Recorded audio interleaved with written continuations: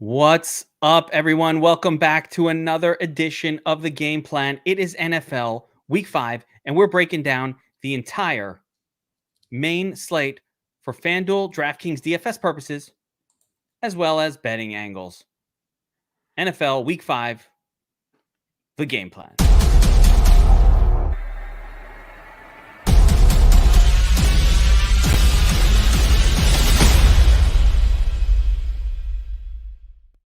All right, welcome back, everyone. And as always, I've got one of the best DFS and sports gamblers on the planet, top 10 ranked pro, John Statsational Alessia, here with me to break down the entire NFL Week 5 slate. We're going to look at a core 4 games to focus on this week in your daily fantasy lineups. And we're going to look at all of the games of the week from a betting angles and DFS perspective. What's up, John? How's it going, my man?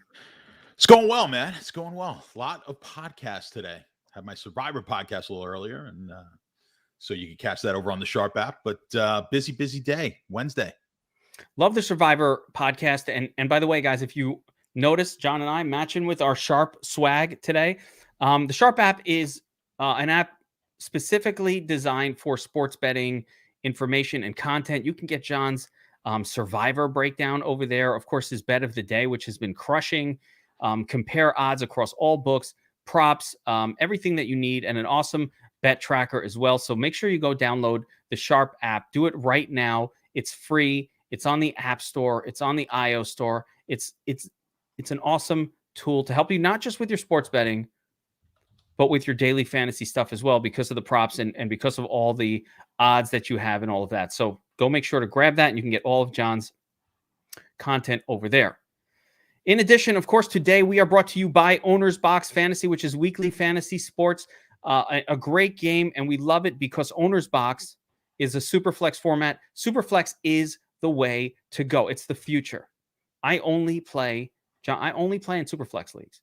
All of my dynasty leagues, even my old dynasty league, we're going Superflex next year because 2 quarterbacks, it's just a better way to do fantasy. It emphasizes the value of a quarterback. And why I like it is because we can get correlation across the whole lineup with 2 different quarterbacks. It's an awesome site. And they actually, John, they let you play for free over there.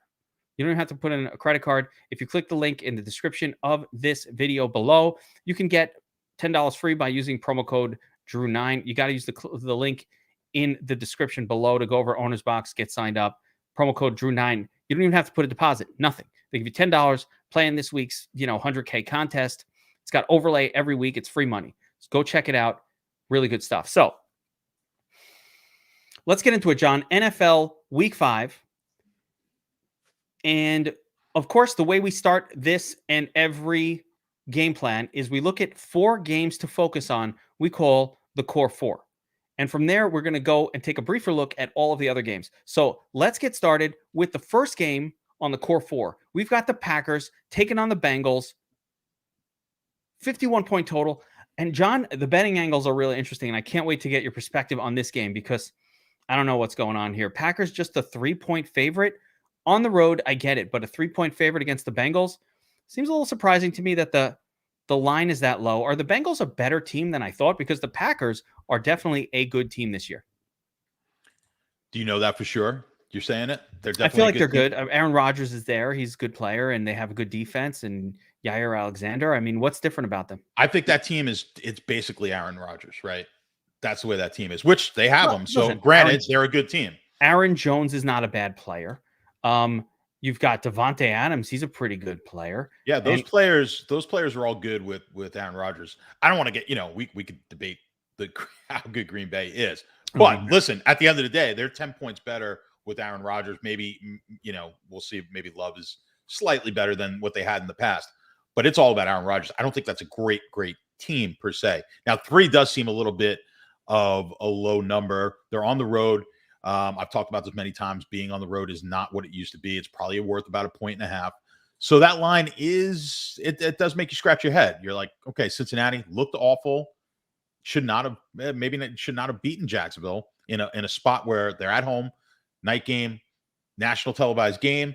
You're playing a weak team. Like, they're coming off that big Pittsburgh win. You're thinking they should roll. I expect Cincinnati to be a little bit better, though, in this game. So I think it'll be a competitive matchup. I don't particularly like either side, but I don't see Green Bay just walking in there and rolling them over. I don't think that is going to happen. I don't know. I mean, Cincinnati has been pretty good. I think this line is more a reflection of that than it is that the Packers aren't very good. I think it's more just Cincinnati's been pretty good this year. They've looked good all around. A couple of notes: Joe Mixon probably out this week, or that would be my guess as of today. As far as the DFS angle goes, it's hard to trust Samaje Perine fully. For some reason, he's not getting the love and respect, for example, that Darrell Williams is getting. And I think part of that is A, because, again, they're going to be an underdog, but B, because Chris Evans, the backup running back, seems like he might get a little bit of work here as well. Like they might not just roll full with Samaje Perine if Joe Mixon is out. So I think that's an important thing to note in this game.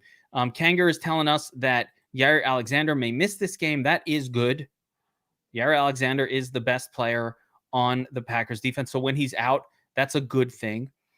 And him being out would open things up for, the Jamar Chase, T. Higgins, Tyler Boyd trio. Hard to choose between the three, but I will say the trio will be back, which for me reduces any sort of interest I might have had in CJ Uzomah beyond. Now it's, Uzomah actually had the big game, I think partially because T. Higgins was out.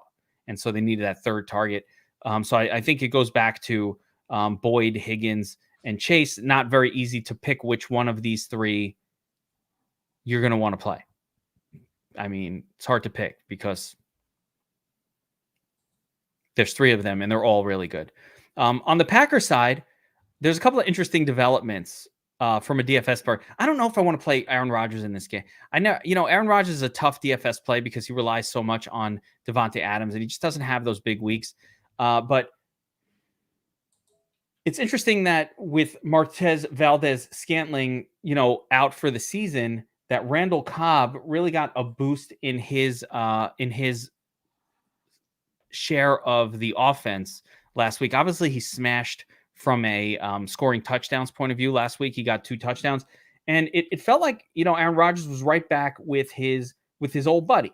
They went right back into their old routine. I'm trying to look at so he got a 17% target count. So, not crazy. I mean, he had 6 targets. He just did a lot with the targets. Yeah. 2 touchdowns, 6. I wouldn't get too crazy. No, and that's what I'm saying. It's not crazy, but he's still 4K. And 6 or 7 targets from Aaron Rodgers is kind of like good for 4K. That's not like he's not getting 11 targets, but he's 6 or 7. But I think it's also worth noting that the Bengals will have a hard time stopping Aaron Jones. They'll have a hard time slowing down Devontae Adams. I think that's the key. I think the play here is more the running back. So I like Jones in this matchup more than I like Aaron Rodgers.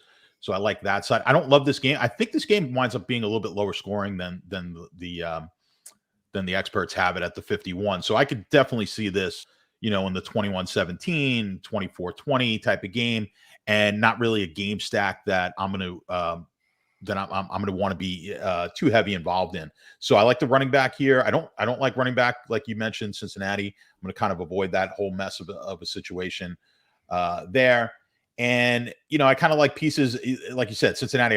It's a lot of guesswork there on which way to go, but I don't love it to the point where I need to feel like I have to. I could just avoid. In my opinion, I would avoid the situation altogether. I don't love the game on the whole. I mean, if I'm looking at your power ranking sheet, I understand why you don't love it.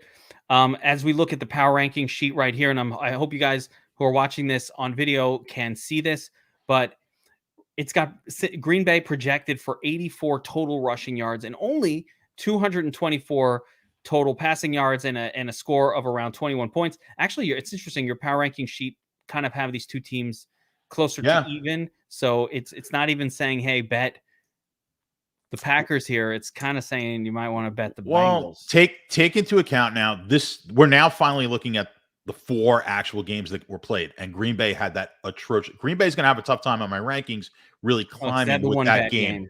Because they had one bad game against a team that hasn't looked very good, a team that just lost to the Giants, right? So it's all about who you played and all that. So Green Bay is going to look a little worse. So if you want to give them a bump up, by all means, go ahead if you want to give them a pass on that game. But I'm not big on giving teams passes. Like I understand that was a unique situation. We're kind of after the fact. We look at it and go, well, Aaron Rodgers hadn't played, he hadn't been there all summer and yada, yada, yada. But that was give him a pass. You want to add 3 points. How many points do you want to add for that pass? Maybe it's 3 and we're right where the point spread is. That's where the 3 is. And it is telling that the Bengals, who have been decent this year, are not projecting well at all in this game. Again, 93 rushing yards, and they don't have their lead rusher, only 191 passing yards. So while I think these numbers may be exceeded, even if they're exceeded, they need to be almost doubled to make this game worth rostering. So overall, the evidence suggests that this is more of a game outside of like a Devontae Adams, who's always in play and always in a great spot. This feels like a game that's probably, and I put Aaron Jones in the mix, but beyond that, this is a game that feels a little bit more left to like GPP, the 5-6% exposure levels, not like a, hey, let's focus our week around this game type of game. So I think we're both in agreement that, the game doesn't jump off the page from a DFS play or a game stacks play by any stretch. All right, let's roll to the second of the core 4 games. And this one I think is going to be very, very popular. Maybe the most popular game on the slate. And maybe not. You never know. I don't fucking know. Giants taking on the Cowboys. The Giants come in as 7-point road underdogs with a 52-point team total in this one. Game total, sorry. 52-point total. Now, John,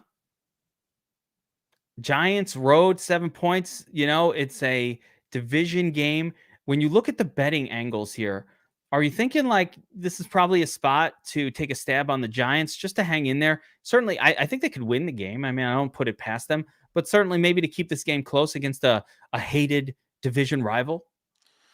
Yeah, I don't love the game. That whole division rival thing gets over. That's very much like a pundit. The guys on TV love to throw that in there. Division.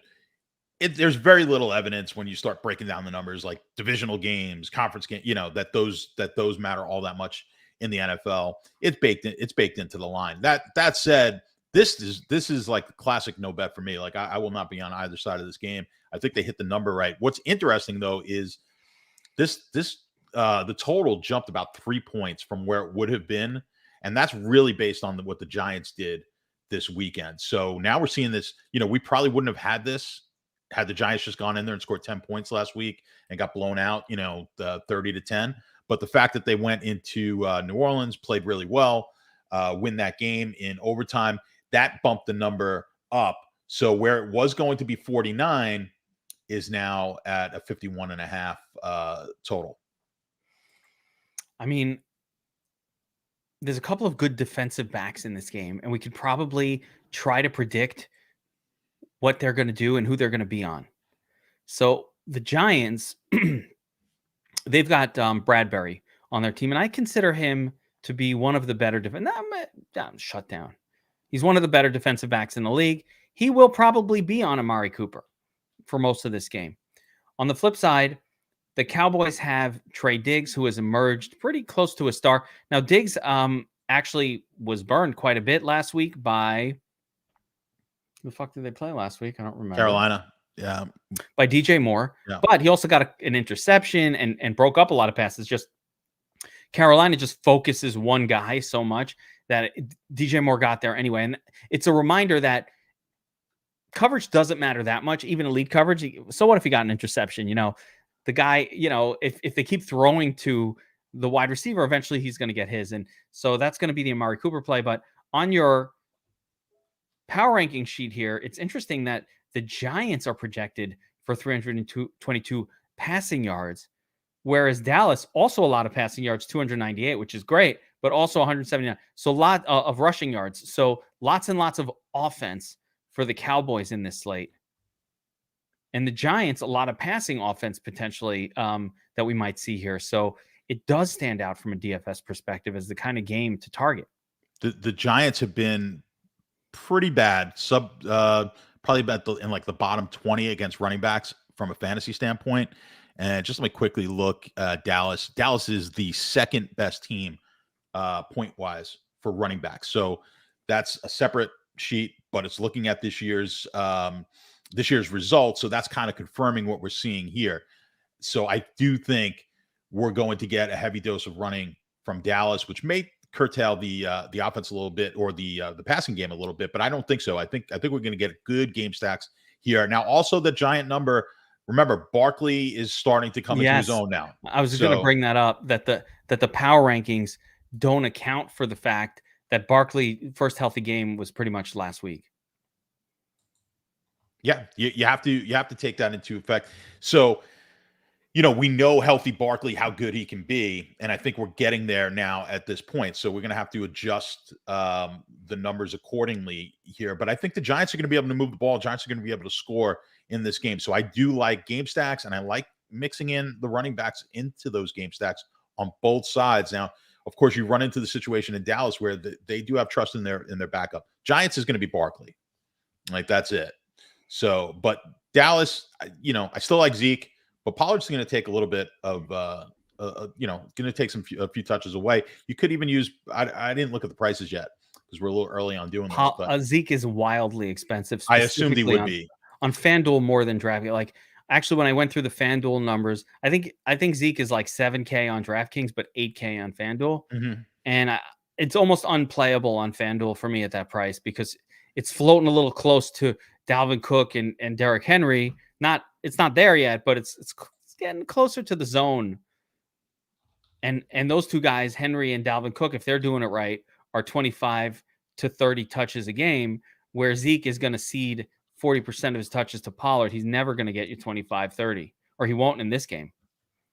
Yeah, no, I would agree with that. But, just kind of a quick glance. This could be my favorite game of the weekend. So yeah, this is where we want to focus some game stacks, and there's a couple other ones that we're going to go over as well. But yeah, it's and then we didn't even talk about tight ends in this game. Let me have just to talk about the Giants tight end. Well, we don't have to. We hate talking. He's about fine. Dalton Schultz is tearing up the league right now.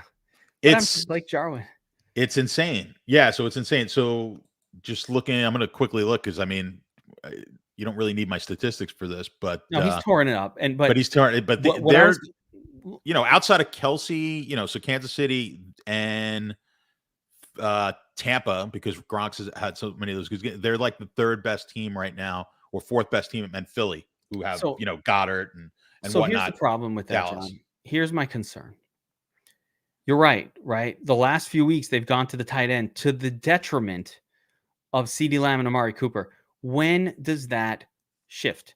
So one of my concerns is Dallas the last few weeks, when they've been able to run the football, have ran it a lot, right?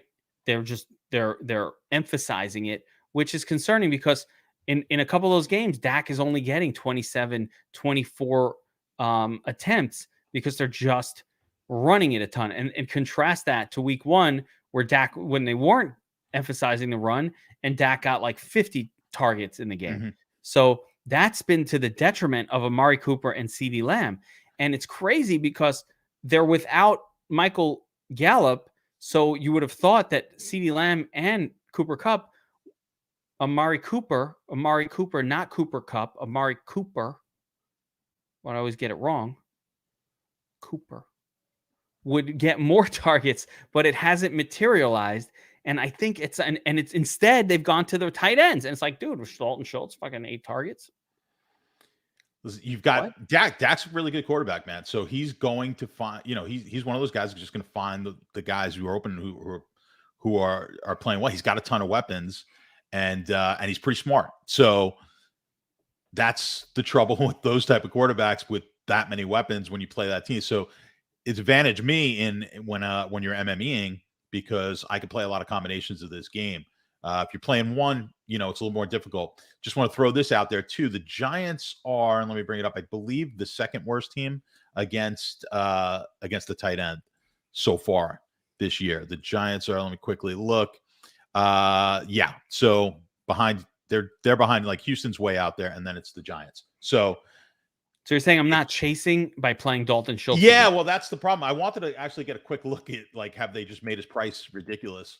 I don't have it. Let me I've got crack it. it open here. I've got him. So What do you have Schultz it is at? at, yeah, they did. They jacked them up here. So 4,400 on DraftKings. Yeah, now he's priced. I mean, it's not even unreasonable, but he's definitely not a cheapie anymore. He's priced with the Tyler Higbees of the world. Camel mentioned Evan Ingram.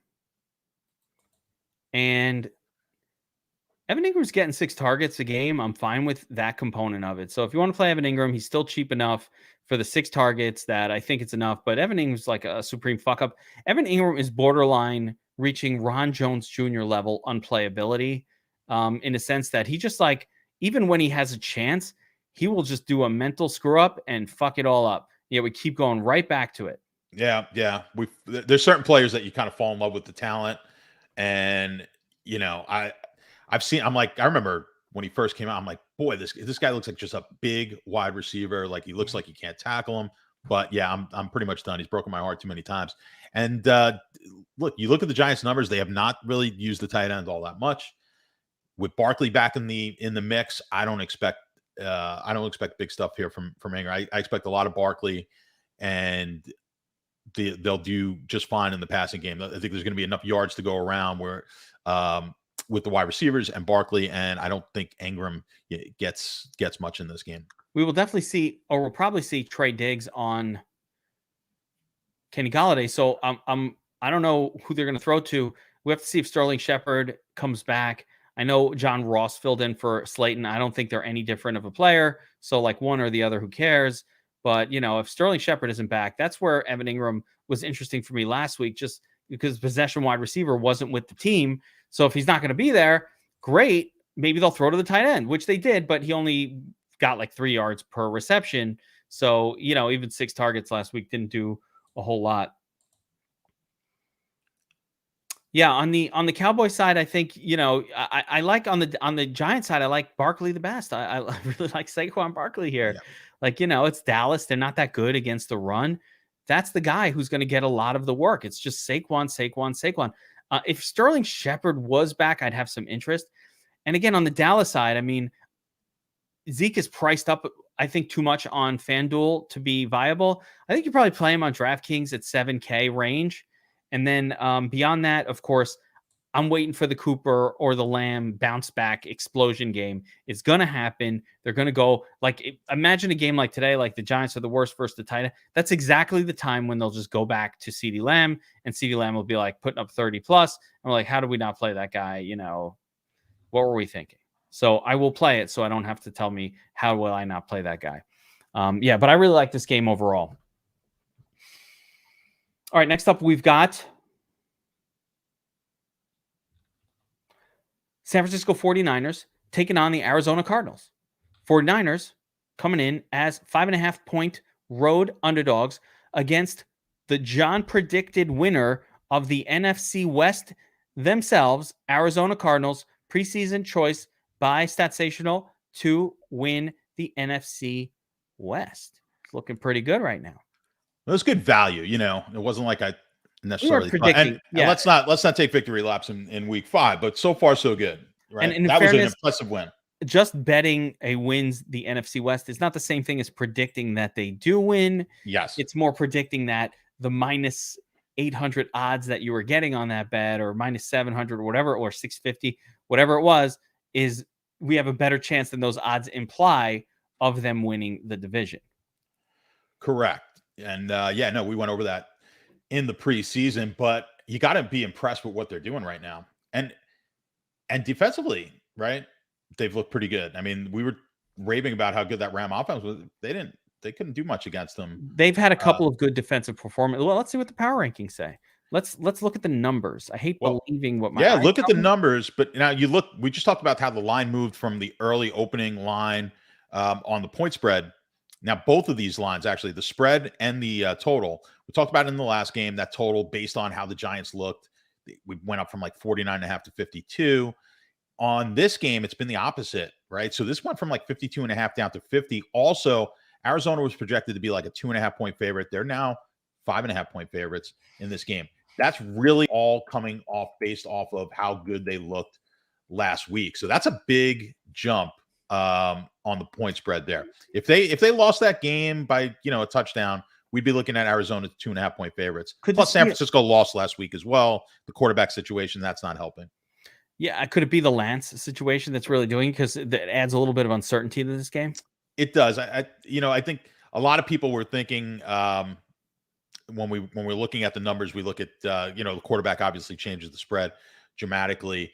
A lot of people were thinking before the season, Lance was better than Jimmy G. I know you're a big Trey Lance guy. I am a big, in every fucking dynasty league I'm in, somebody has offered me some sort of trade for Trey Lance because I have him in all my leagues. And I find it funny that you think that I waited this long for the premiere of this weapon that's been waiting there in the wings. And the second he's ready to be unleashed on the world, I'm going to let him go. Like, what? I've waited all this time for nothing? That ain't happening. No. Yeah. The answer was an emphatic no. Exactly. Or as Season Long Says has taught me, John. Yes. I never say no. I say he's available, but you need to give me an offer I can't refuse. Actually, Gargano would he would enjoy that. He would the Gargano show. He would approve of that. Everybody's always available.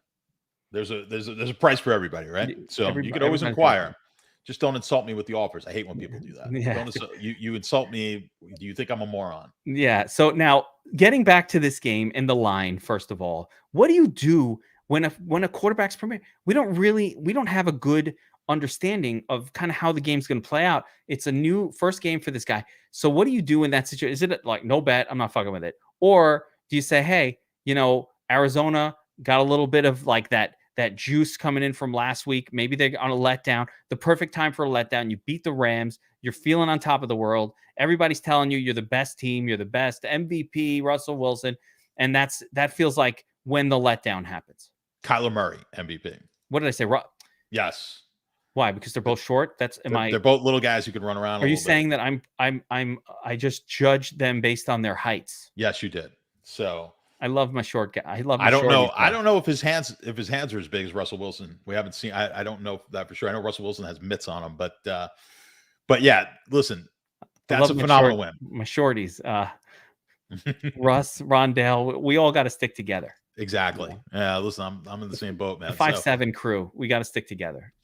But yeah, This is a game. This is sort of a classic betting game. Now, I do wish Jimmy G was playing. The line, I'm guessing, would probably be about 4 with Jimmy G, maybe 3.5 here.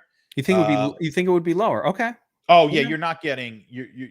See, that's the thing. Like, people think like you're improving right now. Now you very well may be, but that's not what the mark. But we don't know that, right? Maybe in a year from now, for sure.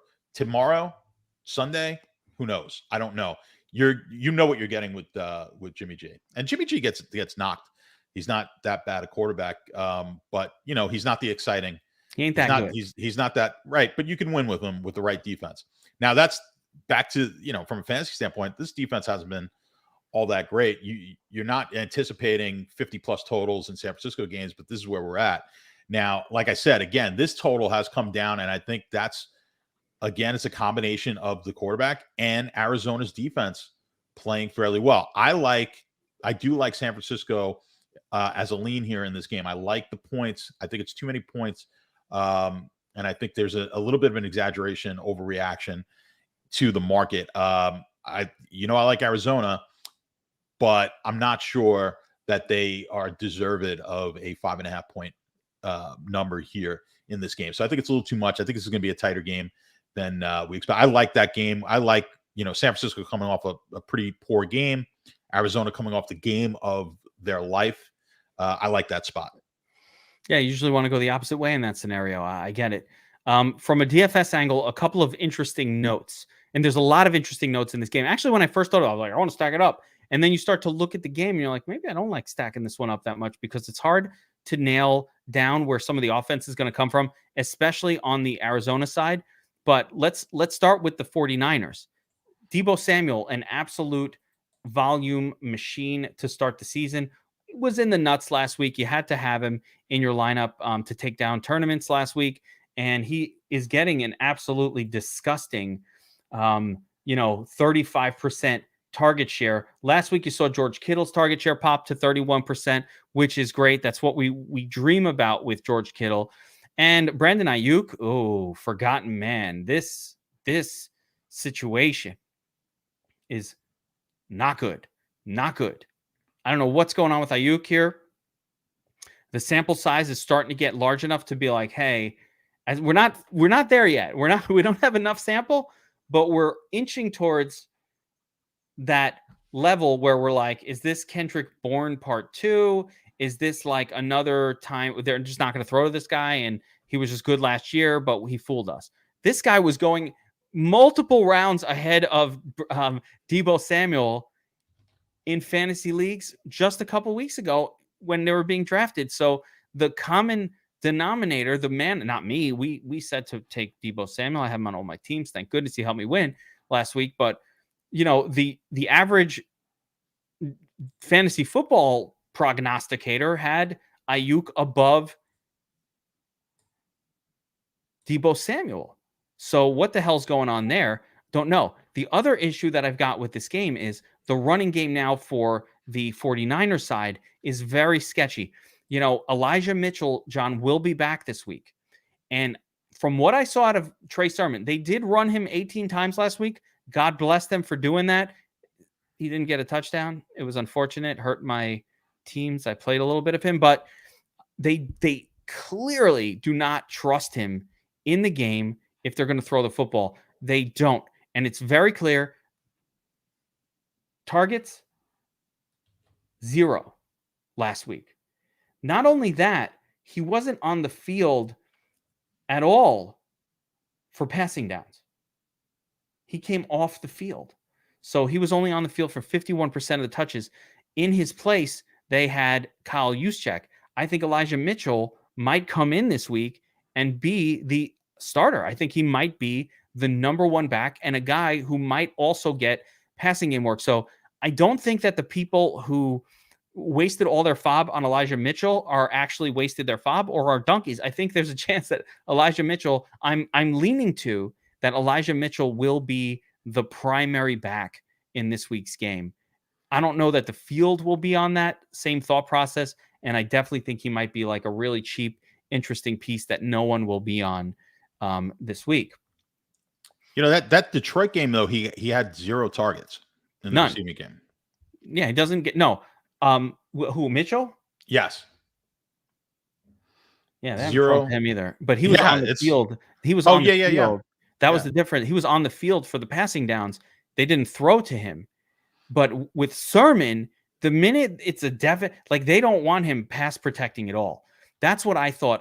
Again, I'll watch the game again. If I miss something where he was out there for some, I'm sure he was out there for a couple of passing plays, but they brought in Juszczyk for the most part when it was a passing play. And they might do that with Mitchell too. I don't know. Yeah. But it's definitely, I don't trust you to pass protect. I have to go back and watch that, the Detroit game. I wasn't home for that game. I'm going to go back and just take a look at that. But the fact that he got 0 targets, you really, especially in today's football, you want running backs who catch the ball. I mean, that's critical. I mean,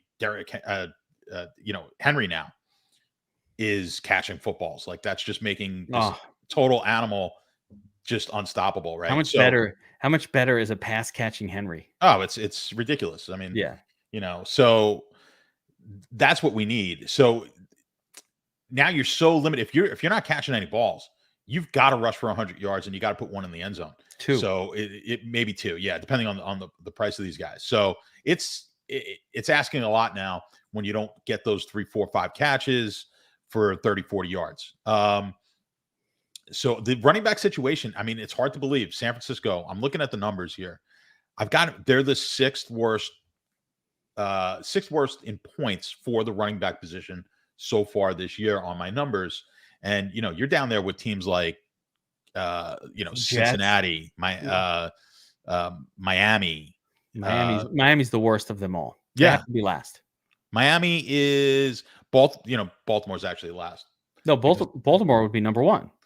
Yeah, no. Points for. No, that's running back, not rushing, but running back. Oh, Baltimore's last for running backs? Yeah, the running backs haven't gotten any points. It's been all Lamar? Lamar. Yeah. That's crazy. That's crazy.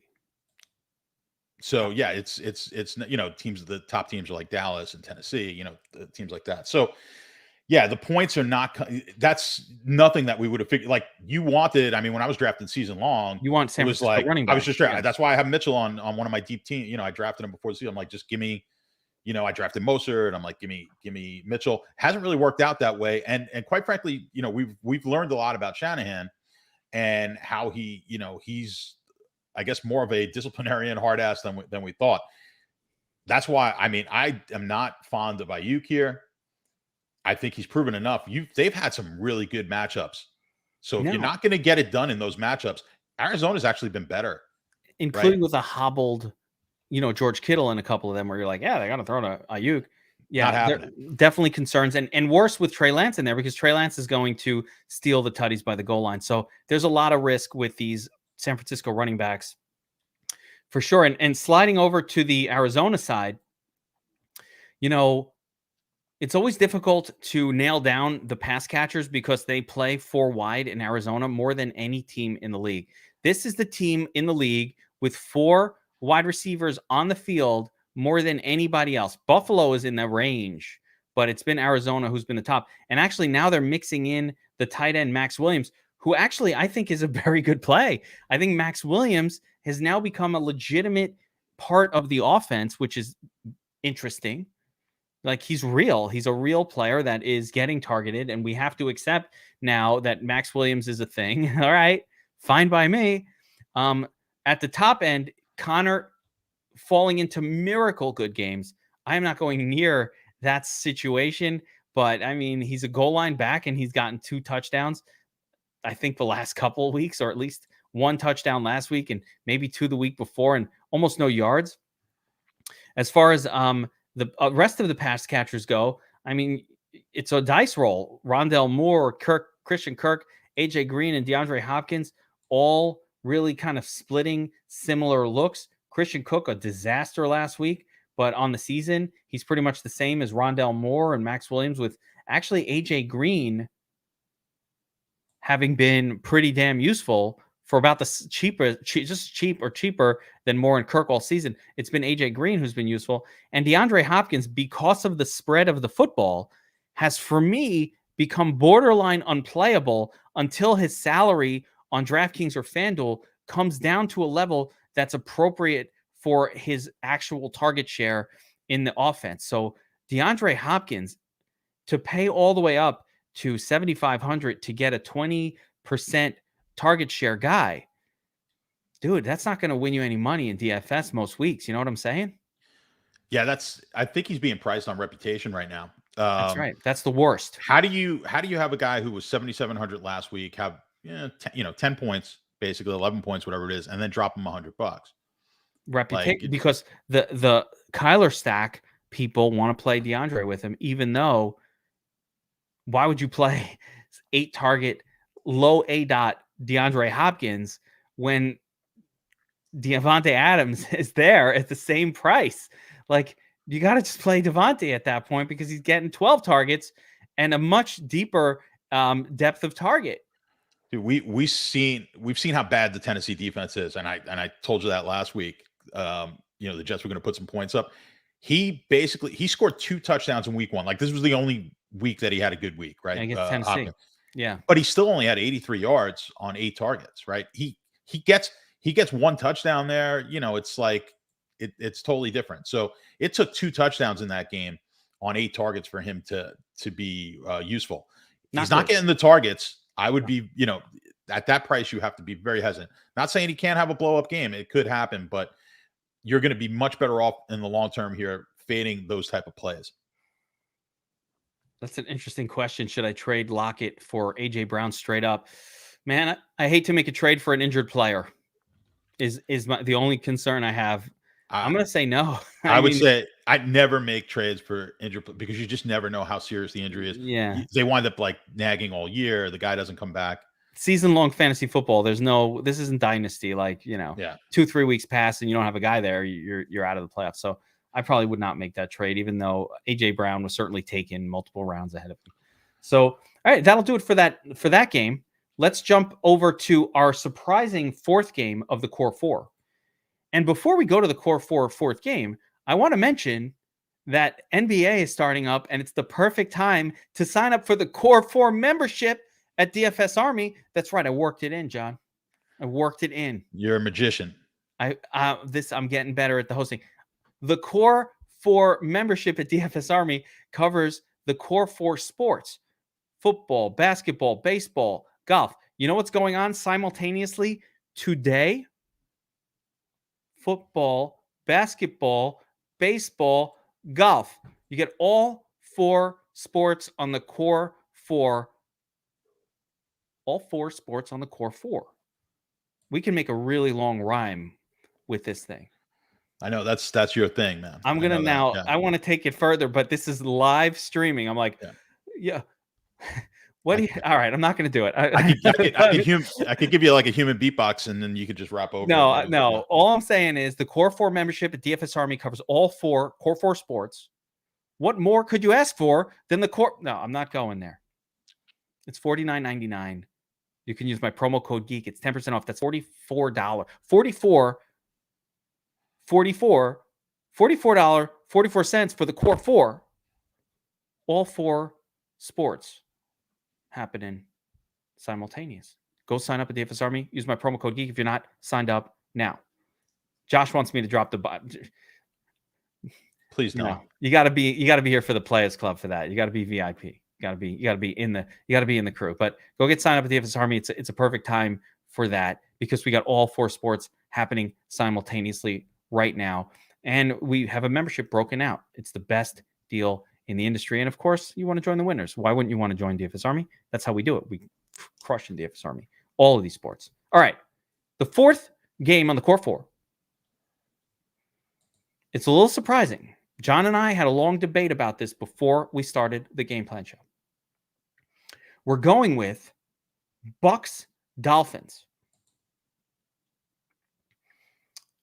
Dolphins on the road, 10-point underdogs, taking on a Bucks team that, they're coming off the weird game at Patriots where the refs were really trying hard to give the game to the home team, the Patriots, home field advantage. But the reason that this makes the list, aside from the fact that you could see anytime Tom Brady's a massive favorite, you can definitely see him styling, throwing touchdown after touchdown to his playmakers, is because the Bucs defense has been pretty bad. Now, defensively, there are issues over there in the secondary, not against the run, but Miami doesn't care. They don't run the football. They don't have a running back that's a real running back. They don't even bother to try running the football. So it's irrelevant that the Bucs are a great defense against the run because Miami doesn't run the football, as you can see here in the power rankings. Wait, John, did you see it yet? No, I mean, I posted it, but I didn't study it. What was it? I'm gonna have you guess the number before. I'm not gonna go over to it. How many yards are predicted for Miami in this game? They're probably at like 60 or 70, something like that. Think again. How bad is it? You're massively over. I want you to. I mean, Tampa just doesn't give up any yardage. Give me a comical number. Well, the comical number would be like in the 30s or something like that. It's lower. Is it really? I didn't see. Oh, wow. Like 20 yards up there. Yeah. Scroll up. Where is it? The Dolphins are projected for 20 rushing yards in this game. By the way, is there a prop that I can fucking bet against? I'm going to look that up right after this game for Myles Gaskin rushing. I don't know. I already bet last week. The easiest bet I've ever cashed over at Sharp Bets, John, was Damian Snacks Harris under 54 yards on Monday night on that Tampa game where they played against Tampa. You know how many yards he got? -4. -4 would usually win you a prop. There was no sweat. I was like, -54 yards. I'm like, oh, we're in the third quarter. Where's he at? Oh, he's at -4. Okay, I think we're looking pretty good on this bet. Yeah, it's definitely. Now we're going to find whatever the Myles Gaskin rushing prop is, and we're going to bet the under. It's going to sound so low. It's going to be like, oh, Myles Gaskin, 36 yards, over under. And it's like, oh, they're begging me to bet the under. Under. Can't run on Tampa. So with all of that said, Any betting angles stand out to you in this game? The 48-point total. I mean, I think it's going to be Jacoby Brisket at the helm. I don't even think that matters. I don't make it worse. Will Fuller, Big Willie style, he is out for this game. And it looks like the Miami offense has been actually flowing through. Waddle, Parker was the guy last week, and Mike Gesicki, who no one's paying attention to, a second incredible week in a row under the Brisket regime. From a gambling sports betting perspective, you're looking at 10. It's pretty much was going to be there, like 9.5 open at 10 now. I think the worry you have to have on the Tampa side is there a letdown Sunday night, massive emotion in that game for Brady. You don't typically look for letdown games from Brady. So you might want to kind of dismiss that. They didn't look great in that game. I don't think it had anything to do with Belichick. When it was wet, he threw the ball like crap. It dried up there late in the game, and he looked pretty good. Wait, so I don't think this was a Belichick thing. You know what I thought happened? Back in the Patriots days, when it was wet out, Belichick knew make sure those footballs a little softer, let a little air out, right? But Bruce Arians, he doesn't pull those shenanigans. So Brady's out there like, why is this ball so hard? Doesn't Bruce know that I have a unspoken directive to deflate these footballs? You know what I'm saying? Like, no one was there to deflate the balls. It's not okay. Yes. How many sharp downloads did we lose just now by mentioning Deflategate? You might have lost me. I hate the topic as well. I'm like, oh, what a waste of a topic that was, that of like 2 years worth of listening to that nonsense. But yeah, listen, he just looked back. I was sitting with my mom last week. She went back home watching fantasy football. My mom watching football, and my mom is in fantasy, a season-long league, is like, take the worst person, like the friend who's like the worst to watch sports with, who plays fantasy, who has every play in every game is about their fantasy team, and then that's my mom times 10. Yes. My mom was down about 6, I don't know, she was down like 10 points. She had Mike Evans, Herbert, and Carson going. I go, you would need an earthquake in California and Evans to break his ankle in the first quarter for you not to win this game. She's rooting for Evans at like every pass that did not go to Evans. She was bitching and moaning, and she was complaining that Brady was too amped up. He was throwing everything high. It was comical. It was tough to watch. But comical. How am I not in a league with your mom? She sounds like the best. Next year I want to make that happen. She loves it. She loves it. So, and then she likes to tell me how soft some of the, that's why she drafted Montgomery, who then winds up getting hurt because he's not soft. Yeah. So I said, hey, listen, if you can tell me who's going to get injured, we'll make $1 billion together. So, because she was mocking my Mixon. I have Mixon in one of my leagues. We all knew Mixon was getting hurt before you drafted him. So did my mom, apparently. So we all knew that. I know. But, so let's get into this game here. So wait, New England, Houston, what the fuck is this? That's not what I want. Where are we? Tampa. Yeah, Tampa, Miami. Okay, yeah. So I mean, so I think from the betting, I think you could look at that, but I don't put too much weight in that with Tom Brady. I don't think you're going to get too much of a letdown with Brady. Plus, they didn't look all that great. I think they want to come out and look a little bit better in this game, and they certainly can. But I think there's a lot of concern here. This is not the team from last year. There's concerns here. If anything, that line's going to be a little bit high for my liking, and I think the total's a little low. So I can see this game going over, just because I don't know. I mean, we'll see. Tampa's played some decent offenses, but last week, I mean, that New England offense is not very good. Now, not that they put up a bunch of points, but I think the weather had something to do with it. But he looked, he was throwing the ball fairly well against that defense. Sherman, I mean, he should have stayed wherever he was. Not good. Not a good showing. It's bad. And then they had another injury. It's so the Bucs. So John, what you're getting at is the Bucs secondary is a fucking disaster. Okay. Now that's just reality. They are a disaster show right now. The High Chief Jamel Dean not playing. Richard Sherman's out there. He wasn't even on a team last week. Other injuries in the secondary, real trouble for Tampa in the secondary right now. Not from a they're not going to be good this season point of view, but just from a, hey, they got a bunch of injuries right now. I even think Sherman will come around and he'll get a little practice and he'll be better. He's a good player. I don't think Sherman is a finished player. I think he's a good player. Where's Stephon Gilmore going to land? That's going to be interesting. He's in Carolina. I believe Carolina. Someone told me he was going to Carolina. They already signed him? What the fuck? I don't know. I didn't see any official note, but someone messaged me. Now I've gotten some fake news from him before, but he was saying that they were going to sign him. So we'll see. The fake newsy. Yes. But all right. So let's talk a little bit of DFS angles. So the one thing that we can count on for Miami is they do have an elite cornerback whose name escapes me right now. Xavier. His name escapes me right now. That's a problem for me, but they have an elite cornerback. Xavier Howard.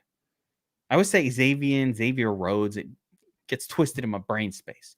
Xavier Howard, elite cornerback, probably going to be on Mike Evans, but there's no definitive way to say he definitely will. What I've seen from the Bucs this season is they do move the players around. I even saw Mike Evans working out of the slot a little bit last week. So they're moving the guys around. I'm not sure you can count on one or the other. He could be on Godwin just as much. So it's not going to be that easy to predict on Tampa side which wide receiver to kind of go with. I think the best of them might be Antonio Brown. He's just always pretty good, and he's always underpriced relative to the others. And Antonio Brown gets as many targets as maybe more targets than Godwin or Evans in most games. So for some reason, the salary for Antonio Brown is the cheapest of the three. I'm interested in him. On the Bucs side, though, the player that I love the most is Uncle Lenny Fournette. And a big reason why I love him is because when I mentioned Fournette in the first look lineup this week, John, I had people in the chat talking about, oh, you can't trust Fournette. They switch back and forth. And my thought was, do they? Because that was a thing maybe last year, but the version of the Bucs this year without Gio Bernard is very Fournette heavy, is 82% last week Fournette heavy. And that's some numbers that I like. They try to force feed Ron Jones the football, but you can see when Ron Jones comes in the game, mistakes are being made, blocks are being missed.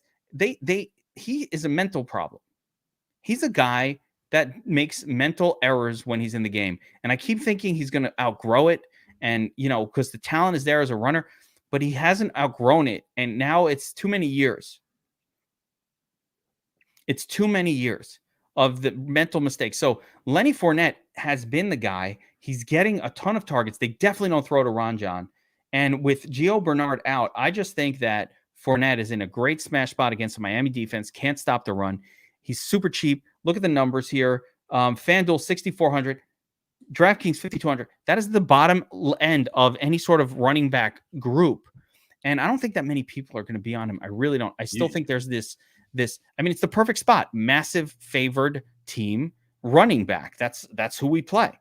There we go. You nailed the whole thing here, right? This is what's crazy is this is right now. They're the worst team fantasy wise against the running back so far. Miami. Yeah. Playing the best. I believe they're the best team right now. I don't think anyone's better in Tampa.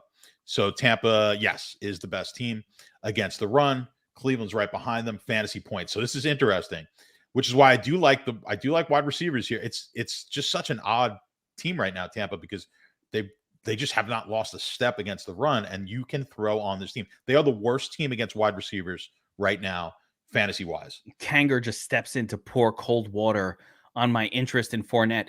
If Gio comes back, I'm much less interested in Fournette. So no, he's not a lock. If Gio is back, then I'm much less interested in Lenny. Lenny is exciting because Gio is out and he's getting all the targets. If Gio comes back, Lenny's still playable because Gio's more of a we're behind. Let me bring in the third down back situation. I don't think that'll happen in this game. I think Tampa's going to be playing from ahead. I've also got to address this trade question. No, don't trade those two for DeAndre Hopkins. Keep Swift on your team. So yeah, this is the issue. Jones pass protection, not good. I mean, that was the issue. You watched him in the game against the Patriots, missing blocks. Like I saw it with my own eyes, the missing those blocks. So it's really, really important to, and now flipping over to Miami side, we already know, don't touch Gaskin, don't touch Brown, don't touch any running back, 20-yard projection. The other thing we know is that Tampa stops the run, which means the opposing team is forced to throw the football. So either you think that Miami is going to gain no yards in this game, nothing, or even if they gain 200 yards in total the entire game, that means that 200 yards has to be spread out between Jalen Waddle, Devontae Parker, there's no Will Fuller, these other guys are just a bunch of turds, or Mike Gesicki, and that's it. So it's a really interesting dynamic on the Miami side of this game. Yeah, Gesicki, the last 2 weeks, has seen a target spike. He is looking good, 4,200. I liked him last week, and I like him more this week. They did not raise the salary on DraftKings very much. All things considered, I think it was $4K last week on DraftKings. So they didn't raise it very much. And Don Ramos, see, I like that you're saying it's gross, because what if I showed you, hold on, you know what? I'm going to show it, because until you play him, you don't notice this, right? Let me show you. Let me show you what he's done the last 2 weeks. Because Gesicki, all we think about is the last couple of years, right? We're like, oh man, how many times has he given me a 0? But 6 targets, 12 targets, 6 targets, 16.7, 18.6. And this game, and we could throw it out. It was Buffalo and that horrible game. And then before that, it was Tua. He's getting you 15 to 20 this week, Gesicki. If that guy gets me 15 to 20, I'm doing fucking backflips for he's 4K. getting it this week. I am doing backflips for that number. So just to be clear, what we know is you cannot run the football against Tampa, and with a bad secondary, they're going to be throwing because you have no other possible hope of moving the football. It doesn't mean they're going to be successful throwing it, but they'll probably have some success. And if they just throw for 200 yards, it's really just split between these 3 guys. So they're all playable. They're all cheap. Jalen Waddle's cheap. They're all playable. This is a very unusual game, stackable game, because probably you're going to want to be on the Tampa side as your main side, but you can come back. There's going to be pieces that are going to be really worthwhile on the other side of this game. I'm not trying to start Jacoby Brissett as my quarterback this week. But I'm interested in if I'm playing some players, or even just a little ping pong situation.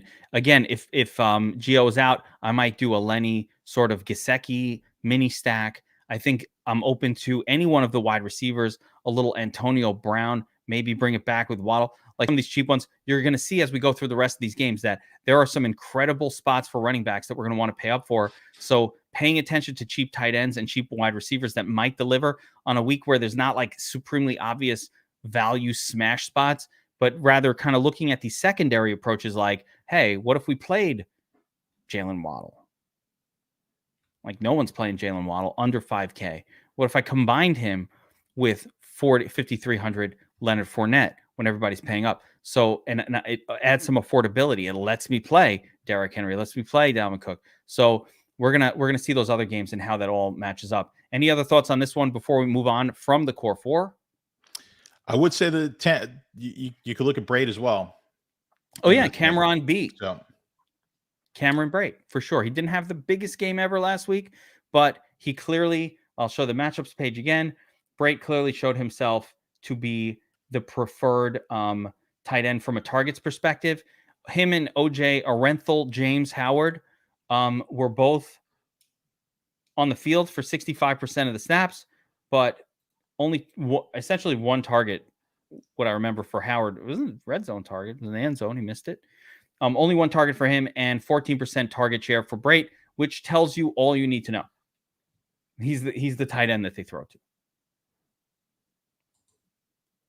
Perfect. All right, let's move on from the core 4, and we'll go through the rest of the games on the slate a little brief. And actually, I do want to mention this first game, John, because this was a debated core 4 special. The Jets, my beloved Jets, taking on the Falcons at the Falcons. 3-point spread. Essentially, the odds makers are telling us these 2 teams are the same, which is interesting. Again, almost daring us to bet the Falcons at home -3, John. They're daring you to do it. Do you take the bait? Are you taking the bait? Listen, I had the Jets last week. People thought I was insane. You thought I was nuts. I said it was crazy. But that's why you fucking crush bets. And that's why you're giving out bets over at Sharp App. And I'm over here talking about fantasy football. Yeah. This particular game, I have no interest from a betting standpoint. But last week, Tennessee is just not that good. And then with the injuries, and they play no defense. We finally got to see last week was them Tennessee not having the wide receivers, and it kind of made their offense one dimensional. It made it one dimensional, which was great for fantasy wise because it was all about Henry last week. But if you can't score on Tennessee, then that's it. You're not going to score. We said that last week. Like we have those situations a lot. Like if not this week, then when? I told you that about Wilson. I'm like he'll do okay here this week. They'll put some points up, and they did. In this game, let me bring up what I've got from a ranking standpoint. Yeah, hang on. I'll bring up the power rankings here so that we're all on the same page. What's interesting is these are two of the worst teams. So defenses against these two teams have scored the most points. Let me see if it's not the most. It's up there. So Atlanta that's it. These are the two teams who've given up the most points to defenses on the year. Now we know defensive points are a little bit. They're a little volatile. They're not as predictable as as some other positions, but that has a lot to do with the fact that you've got a quarterback giving up touchdowns, a lot of interceptions, and the propensity for, you have the chance for pick sixes on the Jets side. A note on what people are seeing on screen: both the Jets and Atlanta are teams with negative numbers on their offensive passing minus defensive passing, which essentially means neither one of these teams have been very good to include in team stacks. The Jets side, because the Jets don't score very much, and actually they've been okay defensively this year. And on Atlanta side, they've actually just not been in these high scoring games for whatever reason. The Atlanta wide receivers, not good. So let me see where they rank here. So they've been, on average minus 3.7 points below their opponent, what their opponents give up, if that makes any sense to you guys. But they haven't been good with their running backs situation. The running backs are underneath the average, even worse. Quarterback hasn't been good. So, I mean, this is just an ugly, ugly game. So I don't expect a lot of points in this game, which is why I didn't really like it as a core four. Just, the Jets, have actually been defensively, at least, have been pretty good against other opposing teams' quarterbacks, primarily because they've been losing games. So they've not been in a situation where teams, the teams are kind of running the ball out on them. But the Jets running backs against the Jets, like that's where you could kill them. But has Atlanta done anything on the ground? Like not a whole lot, except. So here's the thing. So you got the Patterson. How long does that continue with Patterson? Like, listen, I picked up Patterson in one of my season-long leagues a few weeks ago, just as I needed it, right? He was my backup pick because I didn't get Mitchell in that league. But when you look at the numbers, like he just did a whole lot with what he was. I think he was maybe 33% of the snaps or something like that. It was a very small percentage. His efficiency was unbelievable. He got. Wait, no, not Jared. No, Jared. I don't know who that is. What? Cordero. You have just one Patterson in his name? Where the hell is Cordero? Where is he? Oh, that game is in the morning. Is that the? Oh, that's a morning game. So why were you talking about it? Why are we talking about? I'm looking for it myself. I'm like, we don't talk about morning games. I forgot. All right, there it is. Forget that game. The game sucks anyway. Screw that game. You're out. All right, glad we didn't make it a core four. Jeez. I know. Egg on the face. I'm like, what? That's right. I forgot about that. Okay. That's 9:30, right? Yes. Well, people are interested in that game, but it's not appropriate for this show. Not on the main slate. Fuck them. All right. Let's move on from that game. Cordero Patterson, though, I was going to say, if he probably can do it one more week, but he did it on like 7 or 8 touches last week. So I think he could do it one more time, but look for that efficiency to start going down. But if I have my season-long league, I'm playing him. All right, let's talk about this next game. Lions-Vikings. Divisional rivalry. Vikings at home. 49-point total. Vikings favored by 8.5. Now, the Lions are bad. Like, they played some close games. Is this the time when you jump right back on the Lions and say, hey, yeah, you're not that good, but you can cover? Or are you sort of jumping ship and thinking this is that time when, Cousins and company, 8.5 is a big number. Big number, 9 in a lot of places, really. If you look, so if you shop it really well, you can actually find it on DraftKings at 8. So exactly, 8, it's 9. Shop your lines, people. Do not. That's what the Sharp app is for, by the way. Go on the Sharp app, shop your lines, because you're going to get better lines if you just pay attention. Very important. Yeah, absolutely. There's only one side you could bet on this game. You're either taking Detroit or you're passing on this. I'm not laying 8.5, 9 points here, even 8 points. I'm not laying that with the Vikings in this game. And if you watch the Survivor pick, now this is actually one of the potential games that you're going to want to take in Survivor, just because Minnesota's got very limited chances in the future. So if you watch that Survivor podcast, from that standpoint, I like Minnesota. You're getting a lot of leverage in Survivor pools. So check out that podcast over at Sharp. Is that just a leverage situation? A leverage play, because there are some other spots here like the Bucks that maybe look a little yeah. better. So the Bucks are a little bit better. They're only a point better on the spread, but you've got like 5 or 6 more opportunities to take them. Like if you look at Minnesota's schedule, this is about it. Their next best game is on the road at Detroit. So let's just take them at home and win that game, hopefully, and move on. But I go into great detail in the podcast. Hopefully you guys check that out. But the so from a betting standpoint, I don't love this game.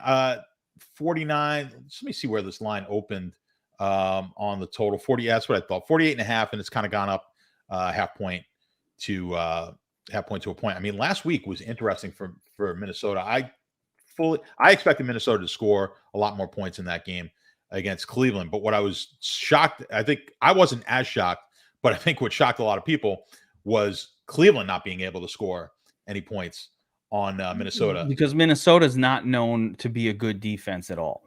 That was a game, like people wanted to target that game, and I didn't like it as a play in DFS, strictly because I don't believe in the offense. I don't believe in the Cleveland offense. The Minnesota offense has been really good to us. So, but that Cleveland defense is not terrible. Let me bring up where I've got them this week as far as the matchup from a fantasy point perspective, and what we're seeing. No shock here, right? So the thing that stands out to me when I look at my numbers is the running backs on both sides of this game, right? So that's no shock, but we're also triggering pretty high at wide receiver for Minnesota. So everything's favoring Minnesota. When you have a 8 to 10 point spread in a game like this, you kind of think it's going to be all about the running backs in this game, more so than. I mean, the way I look at it, Minnesota's defense isn't very good. Just period. They're not that good either. Detroit, particularly bad, but Minnesota not that good either. So I look at both of these teams and I just say I think their better players are going to eat a little bit here. That's kind of how I'm approaching the game. I like it from a fantasy scoring perspective. Obviously, Dalvin Cook is in a unicorn spot. He's in one of those, like, you can't really get much better than this at home, massively favored. As long as he's healthy, Dalvin Cook is one of those players that seems to go in the tent injured like every single week. So buyer beware on Dalvin Cook every time. But when he's out there for a full game and he gets you the 25 touches that he does when they feed him, he's a 30 fantasy point guy. And this is one of those games where he could score the 30. I think in DFS this week, you're going to be deciding between him and Derrick Henry in a lot of lineups. They're both so good. You're going to see when we talk about Derrick Henry, they're both so good. You're just going to be deciding between these two guys. For the rest of Minnesota, I'm going to lean Justin Jefferson, as I do every week. Just I think he's the better talent. And we've seen with Adam Thielen that he tends to start off hot in seasons and then kind of like slow down. He's really just a touchdown catcher, which is great. But, he's got to catch the touchdowns in order to bring that value most weeks. And for the most part, that's it. I mean, Tyler Conklin has actually been pretty useful at the tight end position for Minnesota so far this season. So if you're interested in getting a little bit crazier with it, but I will not be using Kirk Cousins in my DFS lineups, even though it's not a terrible spot. It's just I'm going a different direction with my quarterback play. On the Detroit side, I always want to play Swift. I always like the idea of playing Swift, but he's definitely not going to get you 25 touches either. He's going to get a bunch of receptions potentially. And I would say you can go right back to TJ Hawkinson. This is the kind of game where he can have a get right game. I think the local news media in Detroit is giving a bit of a hard time to the team for not involving Hawkinson in the game as much a couple weeks ago. And he had a little bit of bounce back last week in a tough matchup in terms of his target share. So I think it's going to be him. And as far as the three, it's funny with the three wide receivers, Wiz Khalifa, Amon-Ra St. Brown, Kick His Ass, C-Fast. They all have great names in terms of nicknames. I'm going to take it back. Kick His Ass, C-Fast. John, you don't even know what that reference is fun. But let me tell you guys at home something about John. Okay, now I'm going to get personal. Hold on. Let me make the screen big for a second here. I'm going to make it big. John, don't even tell him what I'm telling you. He does not watch movies. He doesn't watch TV. He's never seen Game of Thrones.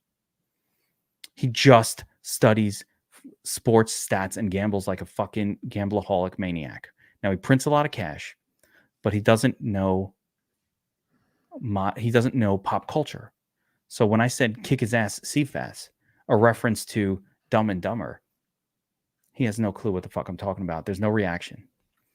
I don't know it. He has no idea. I do know. I know pop culture from when I was a kid, and I was interested in those things.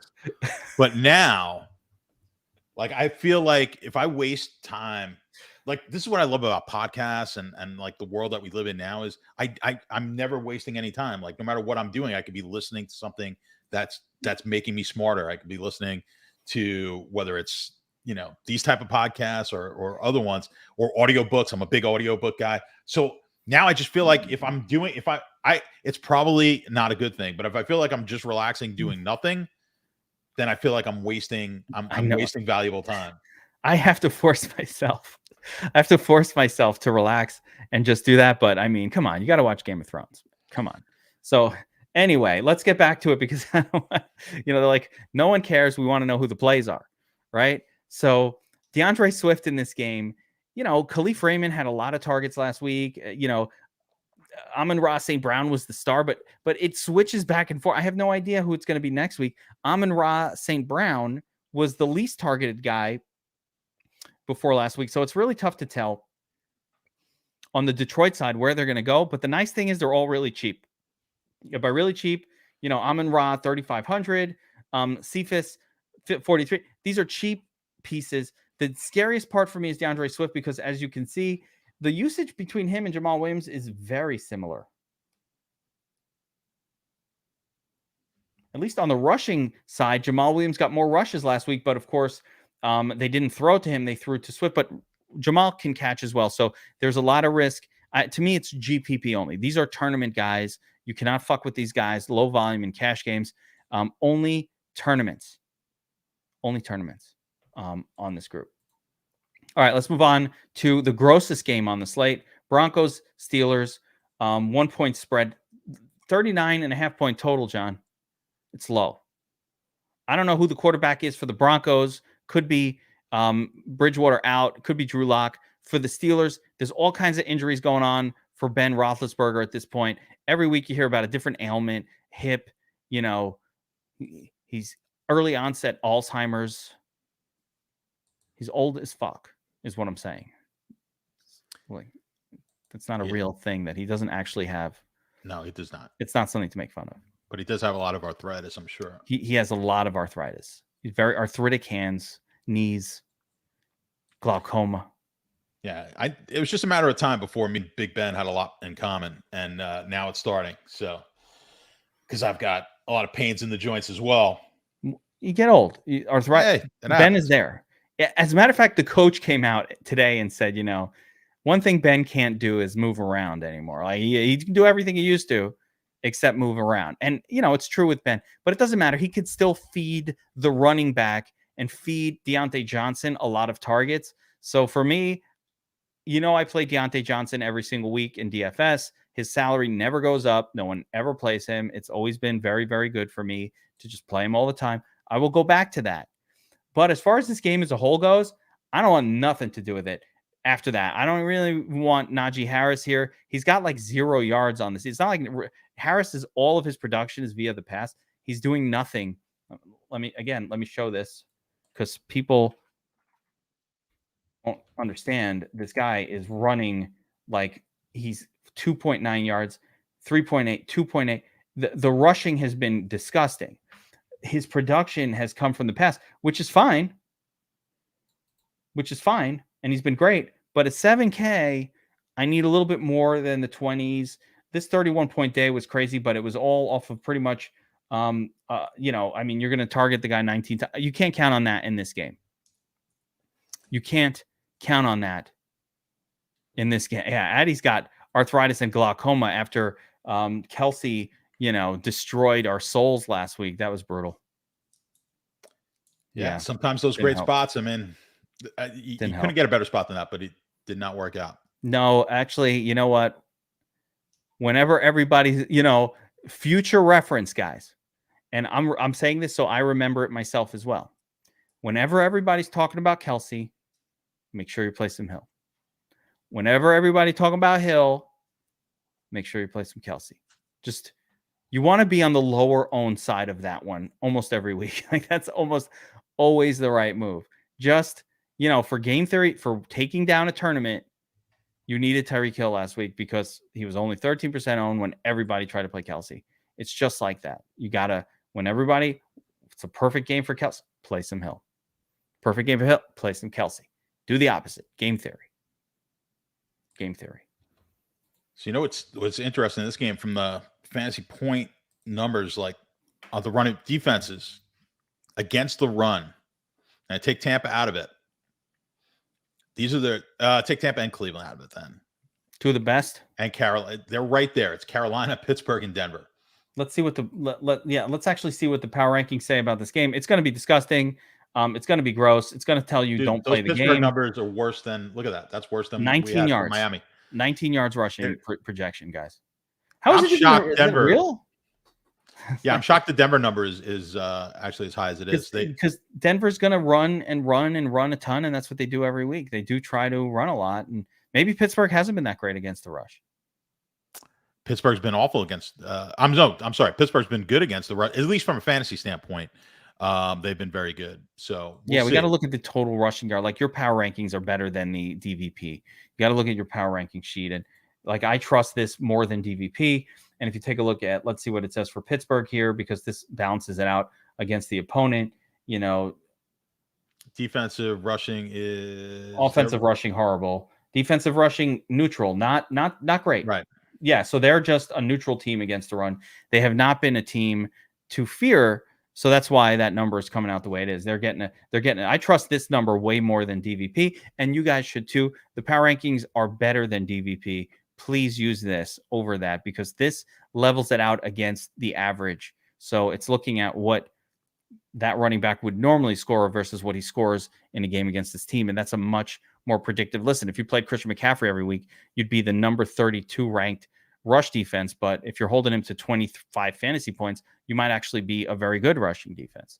So that's why DVP numbers are not good. And the power rankings numbers are much, much better and much more believable. We want to believe what we see here. Looking at this game, it's pretty gross. 227 passing yards. The passing yards aren't as bad as you would think, all things considered. And again, it doesn't tell me I can't play Deontay. I think I'm going to play him because I always do. 10 targets every single week. I'll go for that. But I don't want anything to do with the Denver side of this game. Nothing. I don't want any of it. All right, next game on the list here. We've got Washington at home taking on the Saints. Saints coming in as -2 favorites. And John, I've loved Heineke. I love him every week. So, it's interesting to see the Saints road favorites here. They're a pretty good defense, but they just got beaten by the Giants. So my question for you is, are we still seeing where Washington's being underrated a little bit because there's still this idea that Heineke's not good? This line this is confusing to me. Now I know Washington, listen, they played a tough game with Atlanta, scored a lot of points, gave up a lot of points. This Washington defense is not any good right now. This was supposed to be the best defense in football. They are not close. They're one of the worst defenses in football. So they're surprising us to the, and I can't figure it out. But this line is telling, like, this was supposed to be a pick 'em, and now Saints are favored. And it's like the Saints are favored coming up. You could say, all right, if they blew the Giants out, you say, well, okay, I get it. Like, Washington didn't look very good, but they won. Washington won. The Saints lose to a bad Giants team, and yet they're giving them that is making me a little bit worried. I like Washington here, but I'm a little concerned with the line. If you start reading lines here, it almost looks like they want you to bet Washington in this game. Yeah, whenever they're tempting you, it's usually dangerous.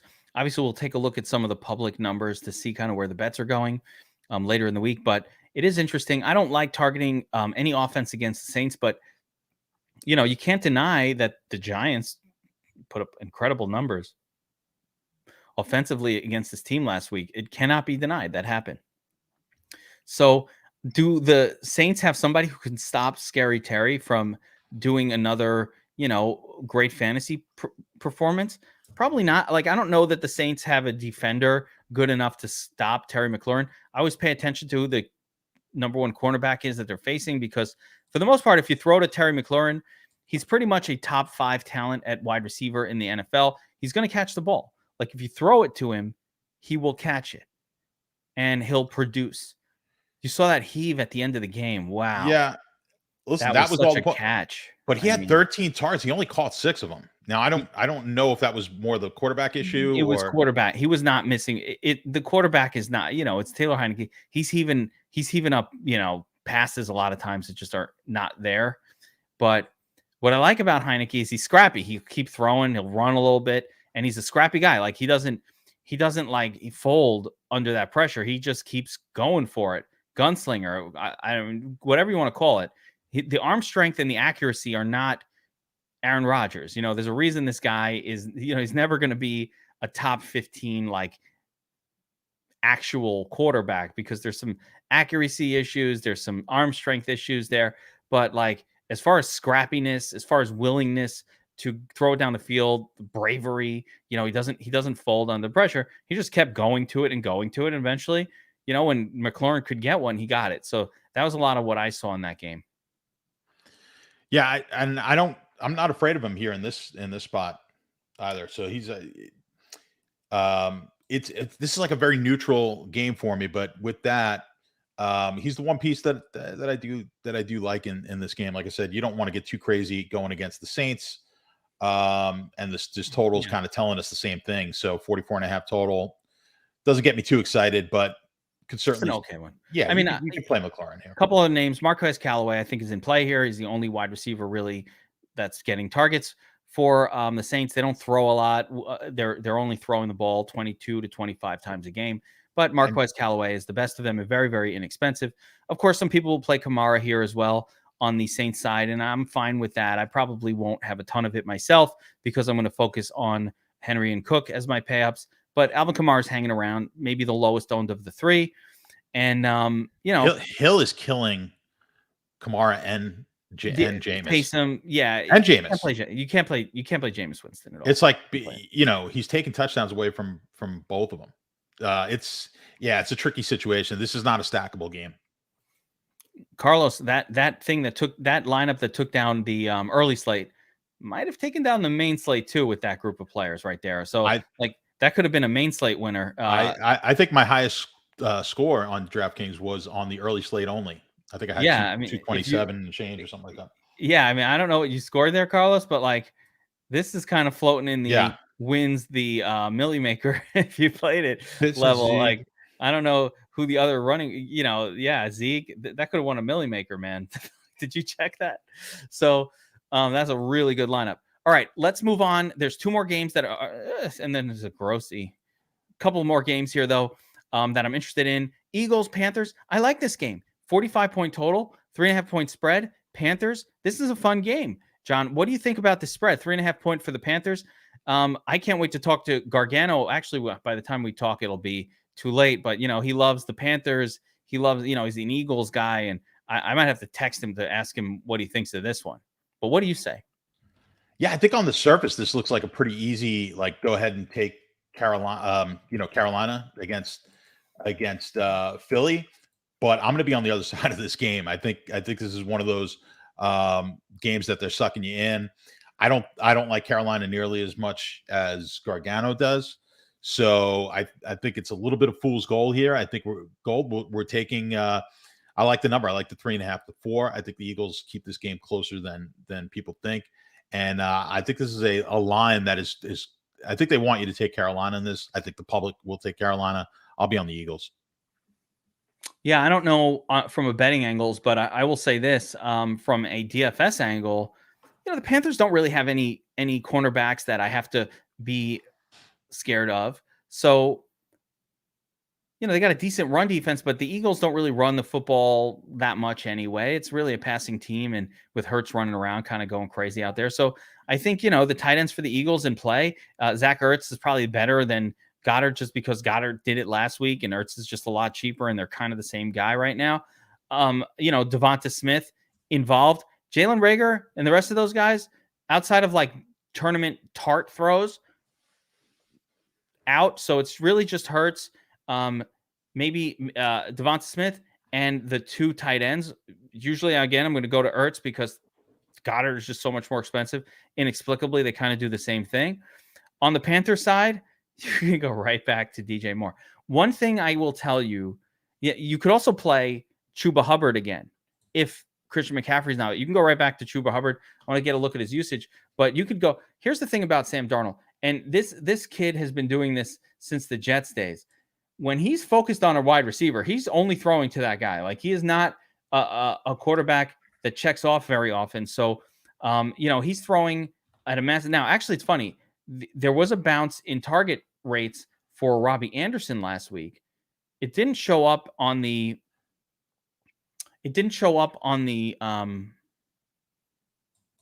fantasy points totals for Robbie Anderson. He still didn't have a great week, but he had a massive bounce in total target share, which is encouraging if you're a Robbie Anderson guy. Last week, I tried to get cute. I played a lot of Robbie Anderson. The targets were there. I don't regret it.